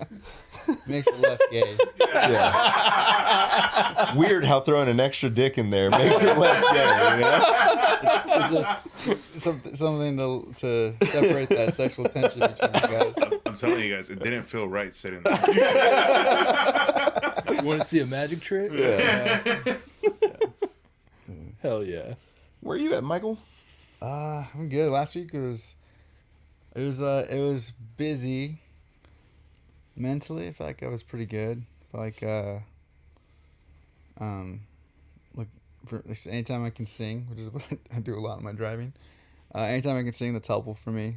Usually gets my head right. I think being able to to record and finish the last song. Wait, I still have one more song to do. Do you? I think so. Anyway, I think I'm. Oh, yes, done. you do. Yeah, you do. The Tough and Stuff. Yeah. So I think being almost done with that and just being able to sing, like just having just a lot of music in my life has been real helpful. Work has been like kind of stressful, which is I don't know, it's hard to explain. It was supposed to be like, because I had to deliver propane, and Sick. so summertime is supposed to be like super slow, and to the point where like beginning of the summer, like my boss was like, hey, you might have to find like a second job just because I'm not gonna have hours for you. Shit. It hasn't been that case. Yeah, so we ended up actually basically like downsizing, and so it's been good for me as far as like work hours and stuff. but it's just a lot. It's a lot of stuff now. Monday he worked 14 hours, and Friday he worked 12 hours. Look at you, dude. Fuck yeah. Really Damn. long days. Yeah, and so Just turn 40 and the fucking world gets harder, dude. You're a blue collar boy, dog. Yeah. For real. just something I wanted to do in my 40s. Thought now's the time I want to lift heavy ass shit. Hell yeah. Perfect. Perfect. That's what, when you were like, man, you looked like you were on shape at the show. It's like, dog, I've been lifting fucking propane tanks for months. Dude, Hours. I Yeah. jumped not by up on choice. stage and did a guest vocal for NVR, and there's a photographer taking shots at the show, and like Mike looks cool as shit in all the shots, and then the photographer just got me from this angle up when I had one leg up on the monitor and just chin and belly, and I was like, Puro pancita. Yeah, put up on something. I was like, damn, dude, like this is it's embarrassing. And I was like, Mike, I know I'm bigger than you, but still, like we don't look that different. What'd you say last time? We were like somewhat the same size. Somewhat the same. Same realm. I feel like I should be like, I feel like I should look a lot stronger based on what I do for work, but it's not showing up the way I'd hoped in my mind. That blue collar strength, man. You Noticeable. yeah. You have it in there though. Yeah. Just Like Jesse's strong as shit. yeah. That got me carrying his fat. Jesse's strong as shit, but you know he didn't have ripped biceps. They're in there. Just because you can't see it doesn't mean it's not real. It's true. That's what I say about my six pack. Oh man. Shit. Yeah, no, I mean, I'm good. Just been busy, and we had a hell of a weekend. So I'm thankful that we got a nap in today. And I kind of feel like, so when we do this podcast, like, it's like good because obviously we get to like get stuff out. But I think this is like cool to like have you on, man, because I haven't seen you forever. So it's Yeah. like, I feel like it's gonna be a good start to the week. Fuck yeah, dude. Cool. See, I'm not even playing. I just opened my Spotify. Hell yeah, brother. Hell yeah. What was it again? I want it that way. Backstreet Boys. Well, playlist Oh, jams. yeah, jams. So we have a Spotify playlist. Pretty much pick one of your songs. Could be Planes Crash, Cassettes, whatever you want to throw on there. And then what's one song that you've just been jamming lately? So, like any Planes Crash song, any Yeah. I Am Cassette song, and then a song that I've been jamming. Mm-hmm. Shoot. From a Planes Crash perspective, Anchor was always so much fun to play. And then the video still to this day like brings back a lot of memories anytime I like watch it. From a cassette standpoint, Is Anchor on Spotify? no.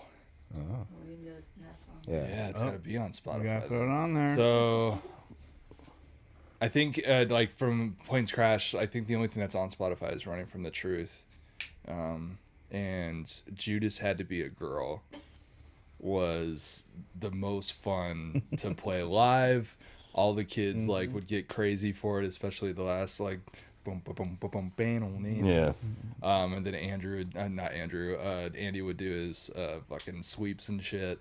That was one that was so sick. I still love that song. Cassettes, the song that I like to play, I don't even think it's on Spotify. I don't think any Cassettes is on Spotify at this point. I think it was all taken off. But Suitcase Life was so sick and so much fun to play. John Lovario hated it more than anything. He just thought it was like butt rock. But I liked it. Huh? The Arsonist was cool, yeah. I really liked that song too. We got a video for that as well. Why isn't the cassette stuff on? I think it just sort of like lapsed. Like the Rights and all that Okay. stuff. And I think it just sort of like disappeared. And then nobody really cared to like throw it back on there. It was on there for quite a while. Arsonist and all that stuff included. And then there was some stuff that we did with John Olimo. Him and I did like kind of like different like vocal melodies and stuff, like Taking Back Sunday type shit, and it was dope, but that never saw the light of day either. And then stuff that I'm jamming right now outside of Backstreet Boys and the fact that Taylor Swift just announced her coming back and stuff, so like I've been just like bombing Taylor Swift like crazy. But from like a heavier standpoint, a band called Fox Lake, they have a song, I forget what it's called, I think it's like Hardstyle or something like that, and it's with the singer from Avoid, and there's like a break at the very end, like right before the breakdown, some like crazy call out. It's something like something about like burying them or whatever the shit, but it's heavy as fuck. Freestyle. There you go, freestyle. Try to put me in the grave, but you'll never learn. You can't bury what was born in the fucking dirt. Oh yeah. Dun, dun, dun, dun, dun, dun, dun, dun, dun, dun. And I'm just like on my way to work at 5 o'clock in the morning, just like I want to beat the fuck out of someone. Yeah.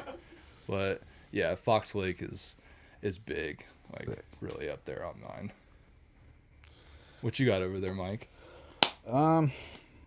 So because so every now and then, like Jordan, she has her playlist and she's been letting me add some songs to it. And then I recently was just like, I don't have any Pennywise. I don't think I've added Pennywise to your thing. It's a song called "Wake Up" from Pennywise, and I think it's only on one of like the Punkaramas. No shit. I Yeah. don't think I've heard it before. It's a dope one. Hell yeah. Yeah, I think it's just on Punkorama. But I introduced her to Bad Religion. She'd never heard them. Let's go. She thought they were like a crust punk. No, I don't know. I just thought there was something wild. Not beautiful wouldn't be harmonies interested. and melody. And then I was singing one of the songs, right? And you're like, what? That's Bad Them Religion. or something else. One of the songs he'd added on there. Something. Oh yeah, I think was it Bad Religion? Bad Religion with Scott as the front man. What's that? Bad Religion with Scott as the front man. Dude. Look. It looks like you're giving him the finger. It's like, fuck you. It's a crew of old men, dude. Just old guys, dude. Old guy A punk bunch rock. of dads. They all look much cooler than we do. Oh, dude, I went to go see Terror when we first moved back with God, who was that? Somebody fucking huge, an old metal band, Obituary. Oh dang. Dude, we saw them at the Bellflower in LA. And I had not seen Terror since they put out what was that, is that Overcome record? And I saw him at Showcase. Like, I saw him a bunch of times at Showcase. And that was the first time I'd seen him back. And when they came out on stage, I was like, damn, these guys are weathered. But then they started playing, and I was like, damn, these guys are not weathered. It's wild, dude. It's crazy. Like, Scott Vogel He's still is there. just back and forth, jumping on people. And it was, I went out there with Andrew, Sam, and Amanda. And it was Andrew's first time seeing him. I got him into Terror, so he was kind of like leading up to seeing him for the first time. And he was even like kind of worried, like, hey, they're kind of old. Like, I don't know how fucking cool this being. And I'm always like hyping it up because I know like it's gonna go off. Yeah. So I'm trying to like, explain it to him like this shit's gonna get crazy, and he was just enthralled, like watching. Like, I cannot fucking believe after all these years these guys are like fucking like they're 18 still. Dude, like going off. Scott, I guess like recently was like spotted in like the pit for someone. Yeah. You seen that video? Yeah, I think it was for Obituary. Oh, Yeah, I think it was for Obituary. I still Either that or like whatever festival they played with, Tsunami or something like that. Something crazy. That's my favorite thing ever is that video of Scott Vogel where it's like, this is Scott Vogel. He's the front man of Terror. And he likes to make you do one thing. And then you just see the clip of Scott going, come, everybody come on, come. Like, Scott Vogel wants to make you come. I'd wear the fuck out of that merch. Dude. Jesse, what do you want to add? I got Over My Dead Body by Despised Icon and Matt Honeycutt. Let's go. Dude, yeah, that. My dead body. It was wild how when we did, cause we did a Canadian run with Obey the Brave, Hell yeah. which is like Despised Icon. Yeah. And so the drummer for Obey the Brave is the younger brother of the Despised Icon drummer. Holy shit. And so on this tour, his older brother, who is like, I didn't know much about them. I didn't know how big Despised Icon was. I had no idea. But like, he was teching for his little brother. Holy shit. Yeah. And so like people would be like, obviously they're watching Obey the Brave, but then like every now and then you see people getting like super excited to see like his brother. Like, Yeah. Who's like just, they're teching. And they're just like, what the fuck? Like, what is this? Dude, wild the other night when we went to go to Architects, we're standing kind of by the soundboard and Architects is playing, and I look over and Brooks from Impending Doom is standing right there with, I forget the guitar player's name. Danny? Yes. Standing right there, and they're by the soundboard, and I guess they like knew the sound guy, but there were points in the songs where Brooks would like turn around, look at the sound guy, and like have him come over, and then like they'd tweak something, and then Brooks would turn around again and go, "Solid, this is sick." And I'm like, "Holy shit, dude!" Like, does anybody know who the fuck they're standing around right now? Like, that's Brooks from Impending Doom, dude. And then the next day, I'm like ripping the Nail Dead Risen record. I'm like, oh fuck, this is so sick, so heavy. Loved it. And then just all those dudes just like have the gnarliest vocals, but then like the sweetest, like nicest. Yeah, dude. It, like doesn't make any What's sense. what? Another funny like crazy story about Brooks is when I was still living with my parents up at the Santa Barbara house, our air conditioning went out.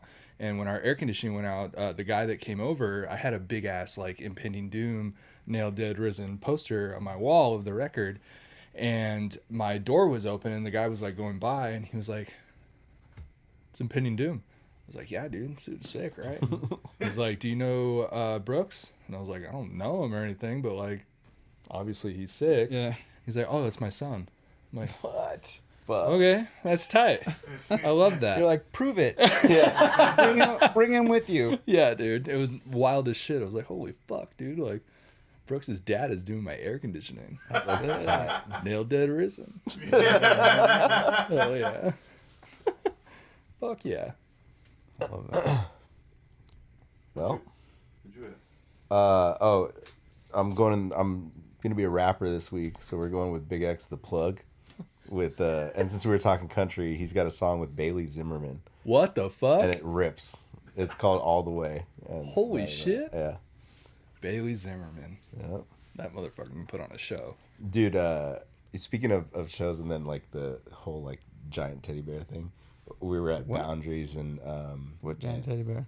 well, the dudes that are like crazy Oh, aggressive those vocals, vocals, and yeah. like they're super nice. We were at Boundaries and Stick to Your Guns this week, and Fuck, I wanted to go to that so bad. dude, it was sick.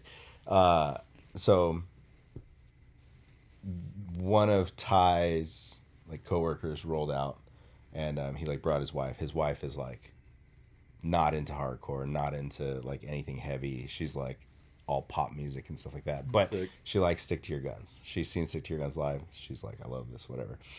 And then so like she's like seeing all these dudes in the pit, you know, blah blah blah. She's like, it's crazy how like everybody is like so like mean looking and aggressive and tattooed, and then like you guys like everyone's beating each other up in the mosh pit, and then like then everybody just hugs afterwards, and it's so sweet. And I'm like, yeah, like everybody's just you know. What is it? What's a little blood amongst between friends?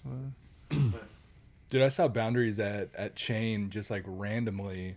I forget who I saw him with. I think I saw him with Spite. And I remember the singer coming out with a Bleeding Through shirt on. Old Bleeding Through shirt. It was like a double XL too. It was huge. Yeah. It said on the front, "Fuck you forever." I was like, Dude. Yes. These guys are, I didn't know who Boundaries was, but as soon as I saw that shirt and I saw that dude, he's just pacing back and forth. I was like, dude, someone's gonna die. Yeah. And sure enough, I was like, death. Yeah. I've listened to Boundaries. Like I love listening to the band, but I've never seen them live. Oh, dude. And so when we saw them, I was like, first off, I was unaware of how big this band is. Yeah, they're like huge. I thought just like they were just a band that ripped, you know. Mm-hmm. I wouldn't have expected them to like headline over Stick to Your Guns. Yeah. Where was that show at? Glass House. But yeah, they were fucking good, man. Yeah. They're tight too. And I was like, Like, they're I on miss playing heavy music. Yeah. Did you see that Six Your Guns when they played in Salt Lake City? It's a floor show. Stick to Your Guns played a 4 show like right now. Fuck. That's crazy. In Salt Lake City, which is like wild. And their bass player isn't on tour with them for some reason. Who's playing bass for them? Nobody. What? There's no bass player. That's They're fucking- playing. They're running as a 4-piece. Huh. Interessante. Do they have tracks going? Do they have it like in the track at all or anything? There probably is. Yeah? I think Yeah. that is. Just light. Yeah. That's wild. Interesting. Andy, what happened? What have you done? What's going on? We'll see. But of course, Ty was like, "There's no bass player. How come there's no bass player? That could be me." Goes to his car real quick. Pulls his I got full all my rig stuff, out. dude. He's got the fucking 810 in there. Don't worry, guys. I got this. Fuck, I forgot my cap. Hey, let me borrow yours. Yeah. Let me just go to my house real quick. Always ready to go. Hell yeah. Well, dude, thank you Dude. so much for fucking coming and hang out. Thanks for having me, dude. This was rad. Fuck yeah. This was rad. We just hit the 4-hour mark. Let's go. Hell yeah. Fuck yeah, dude. I'm so happy I don't have to do the drive that you guys have to do right now. Both of you guys, just like in Well, I different mean, directions. she'll drive it. I'll just sit over there, be entertaining, and rip the vape. If you There you go. There you go. That's Yeah. the princess. Hell yeah. Fuck yeah. Give me a crown. Well, do you want to plug any socials or anything, or I don't really have a whole lot of like socials or anything. Where can they find you on Twitter? Twitter was taken away from me. I mean, I'm fucking bearded bummer on Instagram. If you're really that fucking interested, but I doubt it. just subscribe and wait for this music to drop? Pretty much In 2 weeks. Yeah. But yeah, nothing to plug. I mean, this is my like first like sit down doing this kind of thing, and thank you guys for having me. And I was so like fucking pumped to do it like with you guys, because I mean both of you guys are big deals, but you're a big reason why I'm probably even sitting in this chair. So big ups to you as well, you know. So stoked to be here, pumped to do it. Let's do it again. Fuck yeah. Well, for us at Walking Blind Pod everywhere, walkingblindpod@gmail.com that nobody uses. Although we do keep getting more emails about That dude? yeah. We should just do it. Right? No, it's a different guy now. There's Oh. a different guy. That he's like a cop. Oh shit. This one I think maybe we should do. You know? Yeah? He's a cop that specializes in mental health. Dude, okay. I mean, Dude, he's probably got some wild stuff going on. You can tell they have not listened to our show based on the email. yeah. You have no idea what's It's going rad. on, sir. Yeah, it's cool. What's the other one? Like that has reached out like several times. Oh, that guy. He's a what's it called? A bestseller and Yeah, he's a New York Times best-selling author who, they're like, he can help you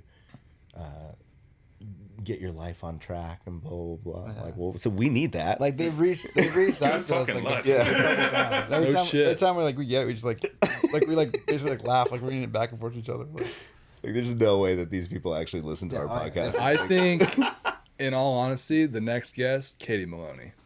Dude. Katie Maloney, listen. Come on the pod. Let's talk about it. We'll have Nick sit in Yeah. that chair. Nick can get the little chair. Totally fine. Bring Dana. We can talk all about anything that you want. I'll be here too. in the corner, staring, being very quiet. Sit in I the middle of assure Mike and Mike. Yeah, just right here. No, Mike. Just like fucking leg crisscross, like.